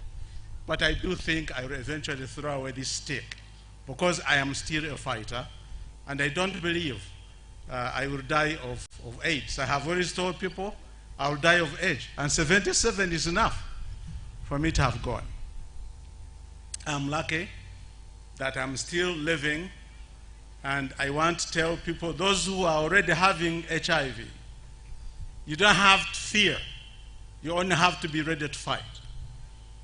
HIV can be fought, and when we talk about the gains the president of Uganda and his government have done, is the keeping of people alive, because many people would have died. I consider him the bravest man in this world. He recognized AIDS very early than any other president that you can think about, and in fact, the UNAIDS, which we talk about, is a copycat of Uganda AIDS Commission. Uganda AIDS Commission is older than UNAIDS. I remember in 1990, I was one of the people who went to Geneva to discuss how UNAIDS would be formed. So I'm very proud to tell people that to live with HIV needs discipline. The drugs that are there can keep people alive, and they can live a normal life. I have had 6 children when I already have HIV, and none of them is infected. Neither is their mother infected.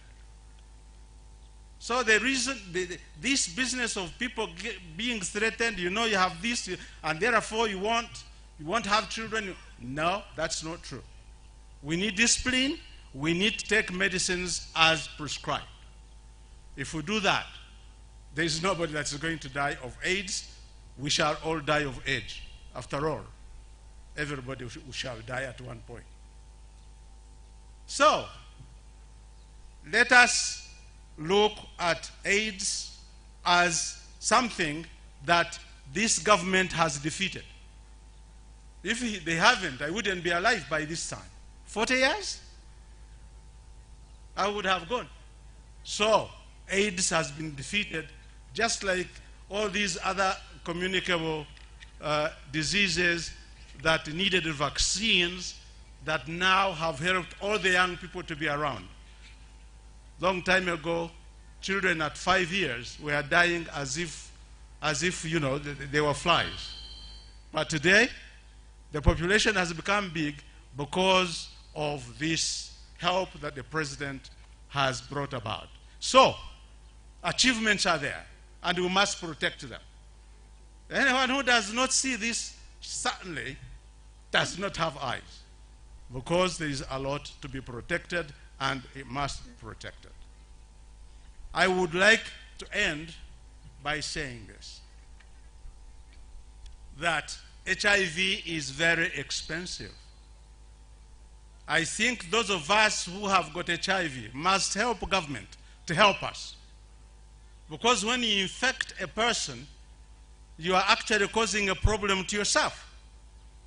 The need for more money, which may not be around at that time. So those people have got HIV, and I don't see why the HIV is still spread at this time.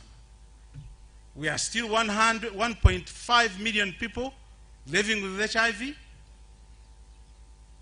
930 women, 930,000 women get infected, are infected already. Who is infecting who? People who are taking drugs or those who are not? We need to examine this. Surely, if we have tried to get medicine to save your life, why should you infect any other person? I think we must have maybe a new approach. We need to think harder, because I don't see why the virus continues to spread. I thank you. Mr. Who? I now take the pleasure to invite board chairperson of Nafofano administration, Vatim Salome. Thank you very much. You're welcome.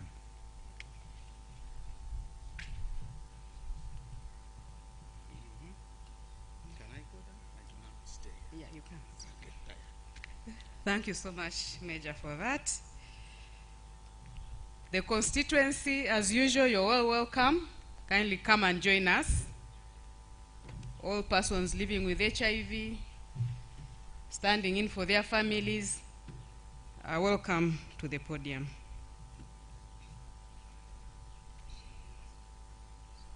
Especially Bushenyi district, I saw the representatives around. The National Forum of People Living with HIV and AIDS Networks in Uganda is here to make a statement this 1st December 2025 in Bushenyi District Local Government at Kizinda Grounds.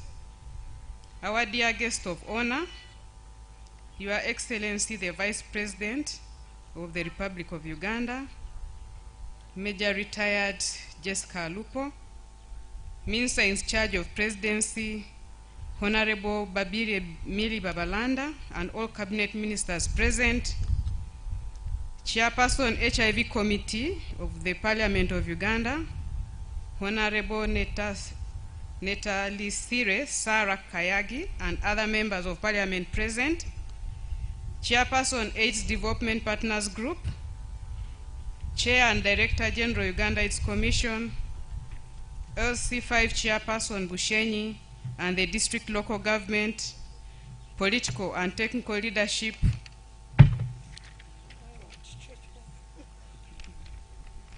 Interreligious Council Uganda, Bushenyi District Local Government, Bushenyi District Forum of People Living with HIV Networks and Groups, LC1 Chairperson Kizinda Cell.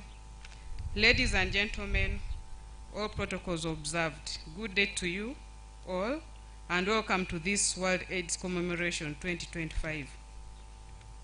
My name is Salome Atim, the Chairperson National Forum of People Living with HIV and AIDS Networks in Uganda, NAFOPANO, which Your Excellency launched in 2003. This self-coordinating entity under Uganda AIDS Commission partnership has since grown from 56 original district forums to coordinate 135 district PLHIV networks, including Bushenyi District Forum, 18 national people living with HIV networks, and 10 city PLHIV living with HIV forums. Your Excellency, on this 27th Earth Day commemoration, we stand here before you representing the 1.5 million people living with HIV in Uganda to share this statement. We applaud your government for the support you have offered people living with HIV over the last 40 years of the HIV response. We are glad that you are still here to serve Uganda for another 5-year term. NAFOPANO is committed to joining you in the next 5 years to consolidate the 40 years HIV response gains within your leadership in positive health, dignity, and prevention.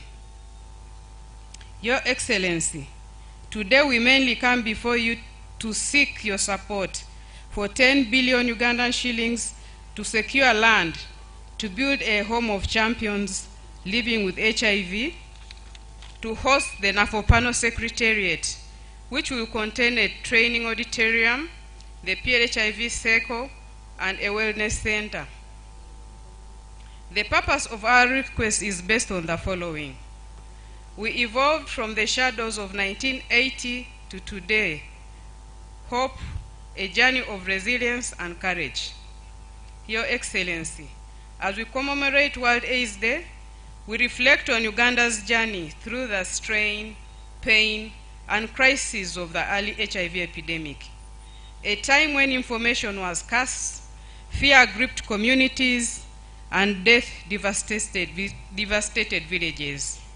We remember the bold efforts of the government, especially your efforts to confront HIV stigma in the late 1980s. We honor the early activism of pioneers like late Philip Bongole Lutaya and others for their courage as people openly living with HIV who organize through post-test clubs and initiatives, especially community burial support groups. These groups broke stigma, demanded rights, and provided hope. We educated peers, offered psychosocial support, and met basic needs. We conducted home visits, delivered home-based care, and provided bedside services to the bedridden, helping them live positively while awaiting scientific breakthroughs.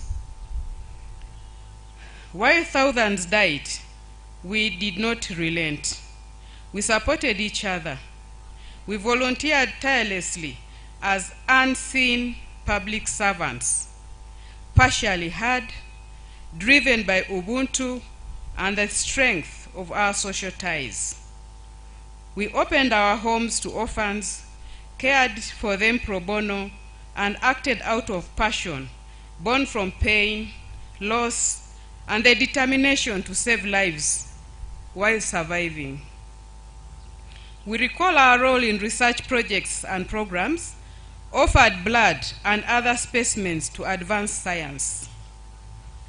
We witnessed the first art trials, PMTCT, oral TB treatment trials in 1994, DAT in 2003, Test and Treat in 2016, and many scientific trials that became global models.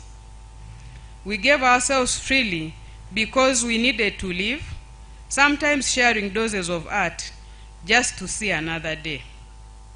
We put ourselves in harm's way to save lives, ours and others. Today, we look back. We honor the resilience, sacrifice, and solidarity that has carried us through. We continue to work despite the funding cuts, unwavering in our desire to save, but mostly save another life. We are leaders and we lead. We have led the fight against HIV stigma, facing it head-on, and reclaimed our dignity through positive health, dignity, and prevention. We share our stories without fear and empower others to access HIV services. Today, 94% of Ugandans, 1.5 million people, living with HIV are on ART. 91% of these are virally suppressed, thanks to our joint efforts. We lead stigma index surveys, inform government and partners about realities we face, and tell our stories in clubs and organizations. We empower new members to manage programs, attract resources, and champion treatment literacy, adherence, community mobilization, service quality monitoring, and prevention initiatives. We have built structures that have endured for 30 years, running from national, district, sub-county, parish, village level, support groups, and family. We have nurtured champions, mentor mothers and fathers, parasocial workers, young adolescent program support, and peer educators. Most of this work was and is being done voluntarily.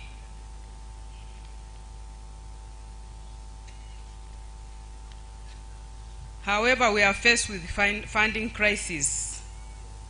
Despite our resilience, the funding crisis has hit us hard.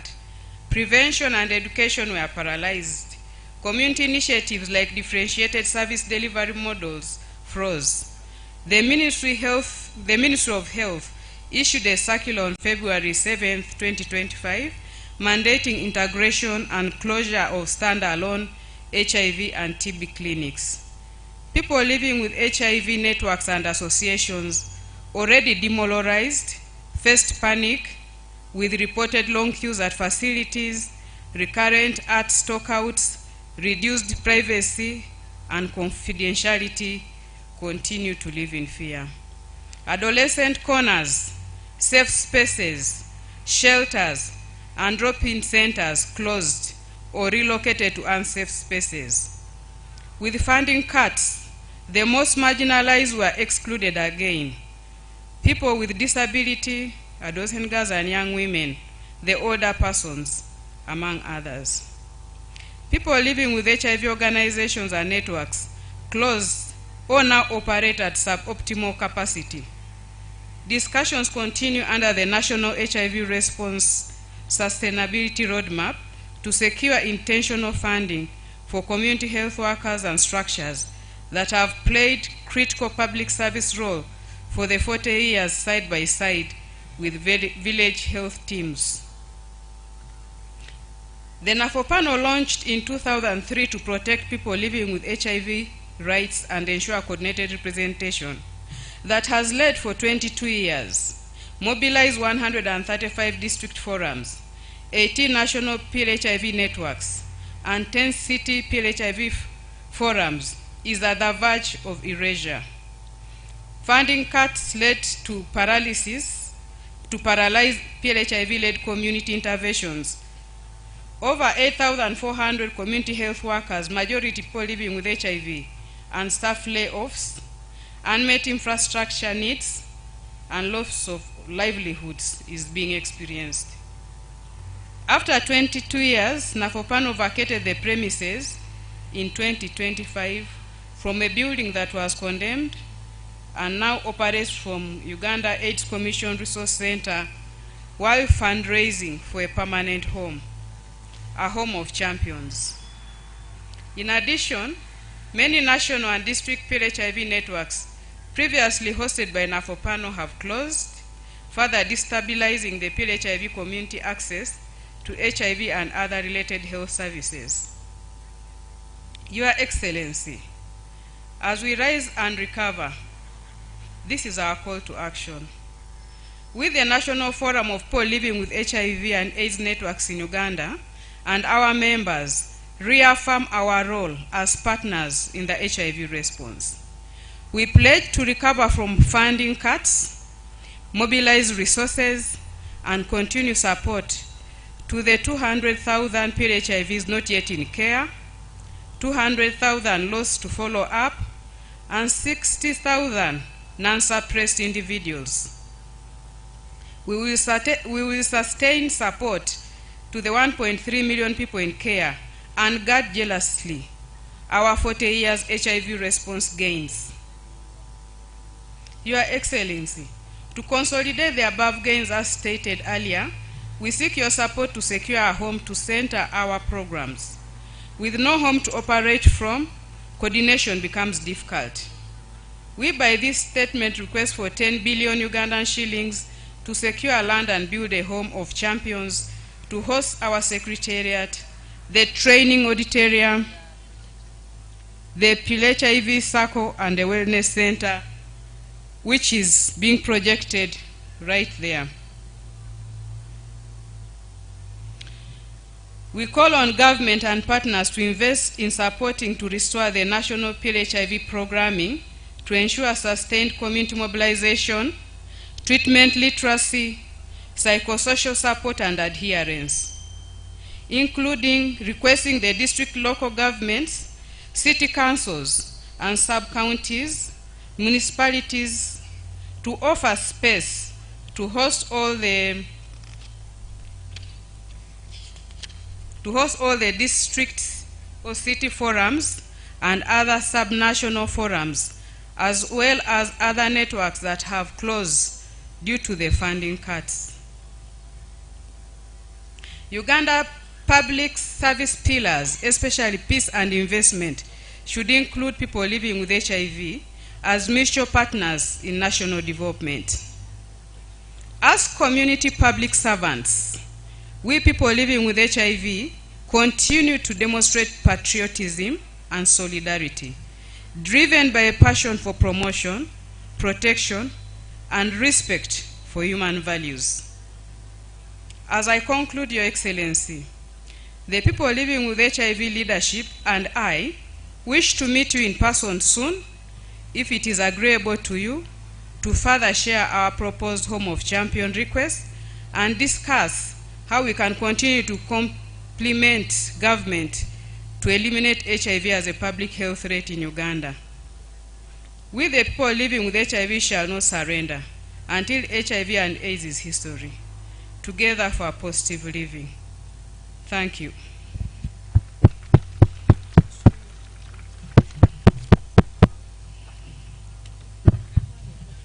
Bantu mwena bangu speech tuzitera mu ngaro ne speech nkuru kandi nja niyo speech nkuru mnonga yoro nakunkuru kureba abantu abakuhangara n'akakoko ka sirimu baroho bina amagara kandi bakonda kuongera amana gabo aharyagwaga gavumenti okurwanisa oburwiro. Your Excellency the Vice President, it is indeed true that this for us is the most important speech of the day, because as a wise man once said, there is nothing for us without us.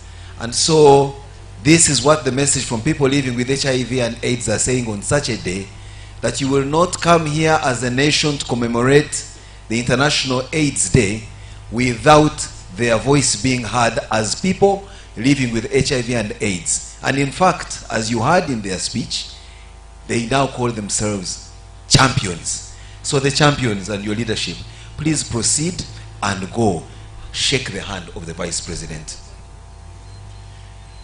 And you know they have many instructions, and among them they are saying, can we have a photo with her? She is there for you. She's a very amiable Vice President. She will not only allow a photograph, in fact she may take you with her. Your Excellency, as you meet and greet the leadership of people living with HIV and AIDS, I wish to make a brief announcement. Abantu babushenyi n'abajenyi abatu eyungaho hari ekitongole kibarkweta Uganet biina hatenti. Uganet is the national network for law, ethics and HIV and AIDS. Biina obutumwa bajja nkora abo ino mushango gwona narashonshonga yone kushobiri abo kugira ngu iwe oyinaka koka sirimu narshi orukwatawo hino kwa rumuna atwazwa kubi either nwambingo munju nabagiza kumwiha ekibanja bakamwima abana emishango n'umujimanya nkejo rukuteganisa abantu kandi ebyo nabikorwa abagenzi bitu abo kandi batekateka nko kuboyina koka sirimu no basapoti ino ko kubasa kwebasa mwena ba Uganet nabajangu muze ya atenti yabo obashobore nshonga yawe nabo nabaza kukwatiraho kandi bakuhereze amajezi bakwatireho otarukushashura sente yona. To put it in English, Uganet is running a pro bono legal clinic for people living with HIV and those gravely affected by it. So please get a moment, pass by their tent and receive their services. May I request the chairperson of Bushenyi district for LC5 to be on his way so that he makes the statement.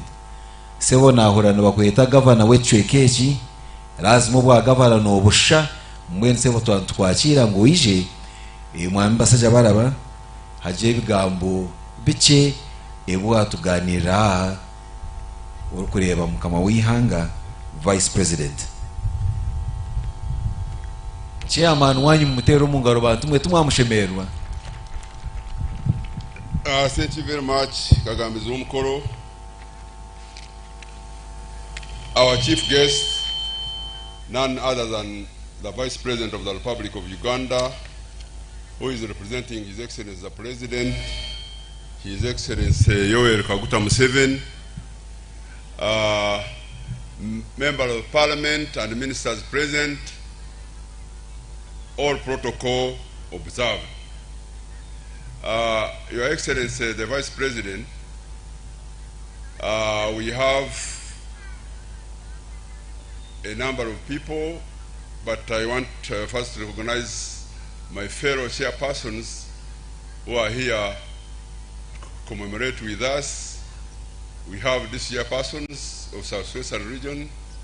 I saw Chairman Bukwezu and others, the Chief Administrative Officer, resident district commissioners, our religious leaders, Bishop of Western Kole Diocese, the regional card, our parish priest representing the Archbishop Lambert Binomugisha, our distinguished ladies and gentlemen. On behalf of the leadership and the people of Bushenyi district, I extend our heartfelt appreciation to the government, especially the President of the Republic of Uganda, His Excellency Yoweri Kaguta Museveni, for accepting our request to host the national or world celebration of World AIDS Day. This honor reflects the confidence and trust placed in our district to champion the national response to HIV/AIDS, and we are deeply grateful for the recognition. Uganda was one of the first countries in Africa to acknowledge the AIDS epidemic, reporting its first case in 1982. Since then, the country has made tremendous progress in combating the disease. HIV/AIDS has been a major public health concern in Uganda for over 3 decades. The disease spread rapidly in the 80s, with the infection rate picking up in the mid-1990s. Hosting this important commemoration is not only a privilege, but also an opportunity for Bushenyi to reaffirm its commitment to fighting the epidemic and promoting the well-being of all citizens. This is especially important given that Bushenyi's HIV prevalence rate currently stands at 8%, significantly higher than the national average of 4.9%. With Chizinda Town Council identified as one of the key hotspots within the district, we thank the Minister of Health, the Uganda AIDS Commission, and all government agencies for their continued guidance and collaboration. The decision to bring all this year's celebration to Bushenyi underscores the value of partnership and the importance of bringing national events closer to the communities most impacted, it also strengthens to resolve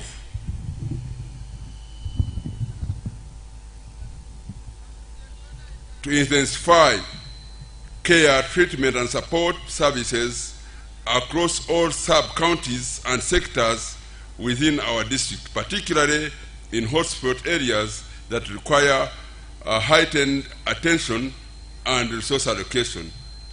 We further appreciate the government's ongoing investment in health system strengthening, community harmonization, mobilization, and HIV/AIDS program that have significantly contributed to improved health outcomes in our region. This support has empowered local leaders, health workers, and building resilient communities as we confront higher than the average prevalence rate. This partnership remains vital in guiding evidence-based intervention and assuring communities as we celebrate this year's World AIDS Day. Bushenyi District stands ready to deliver a memorable and impactful celebrations. We praise our full support, cooperation, unity, and commitment, ensuring that the event raises awareness, inspires action, and reinforces the national agenda of ending AIDS as a public health threat. Once again, we sincerely thank the government for choosing Bushenyi as a host. Your Excellency, the Vice President, I want also to thank Uganda AIDS Commission, headed by the chairperson, Dr. Senyonyi, who is present with us, the Director General, Dr. Musoba. We also want to thank the County Director, UNAIDS, Madam Jacqueline Makoha is here, and others, plus our district, headed by none other than our Chief Administrative Officer and his staff. We have the political leaders, our district councillors, chairpersons, His Worship the Mayor, all are here to make sure that this event becomes colorful. But, Your Excellency, we have challenges. When our dear Minister of Local Government was here, he talked about the issue of making sure that we integrate or we incorporate members of those living with HIV/AIDS to make sure that what we do when we are giving out government program goods and services, we make sure that we include those people who are living with HIV. But the problem is, Madam Vice President, it's very difficult to identify those who are living with HIV to make sure that we make them part of that arrangement, because disclosure is very difficult. Last but not least is the issue of having health centers.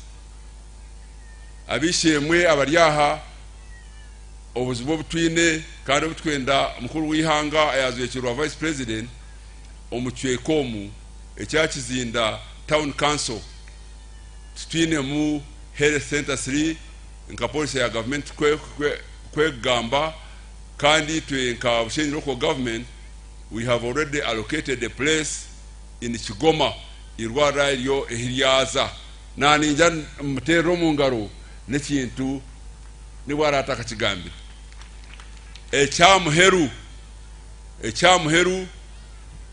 I'm a politician, I'm a district chairperson.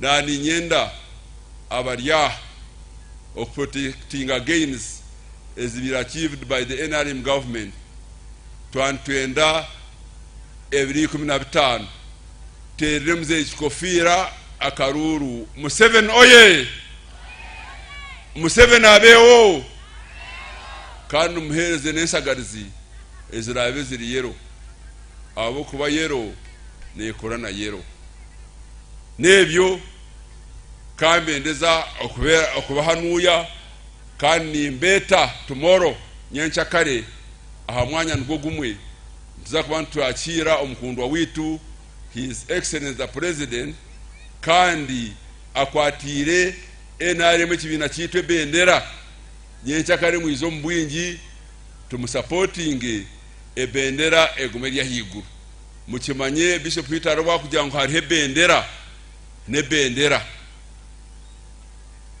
Your Excellency, our Lord Bishop normally tells us that there is a flag and there is a flag, meaning a flag ya mani arona naka flaga obuche mwen chaka mwize twakire bendera leru ebiri 15 tukiterere akaruru egarite twari myaka 5 nebyo mukama gumeni haza salamu alaikum wa alaikum salam wa barakatuh nasagarandi honorable basajja bara bajafari district chairperson our Bushenyi district mwebale mnongo.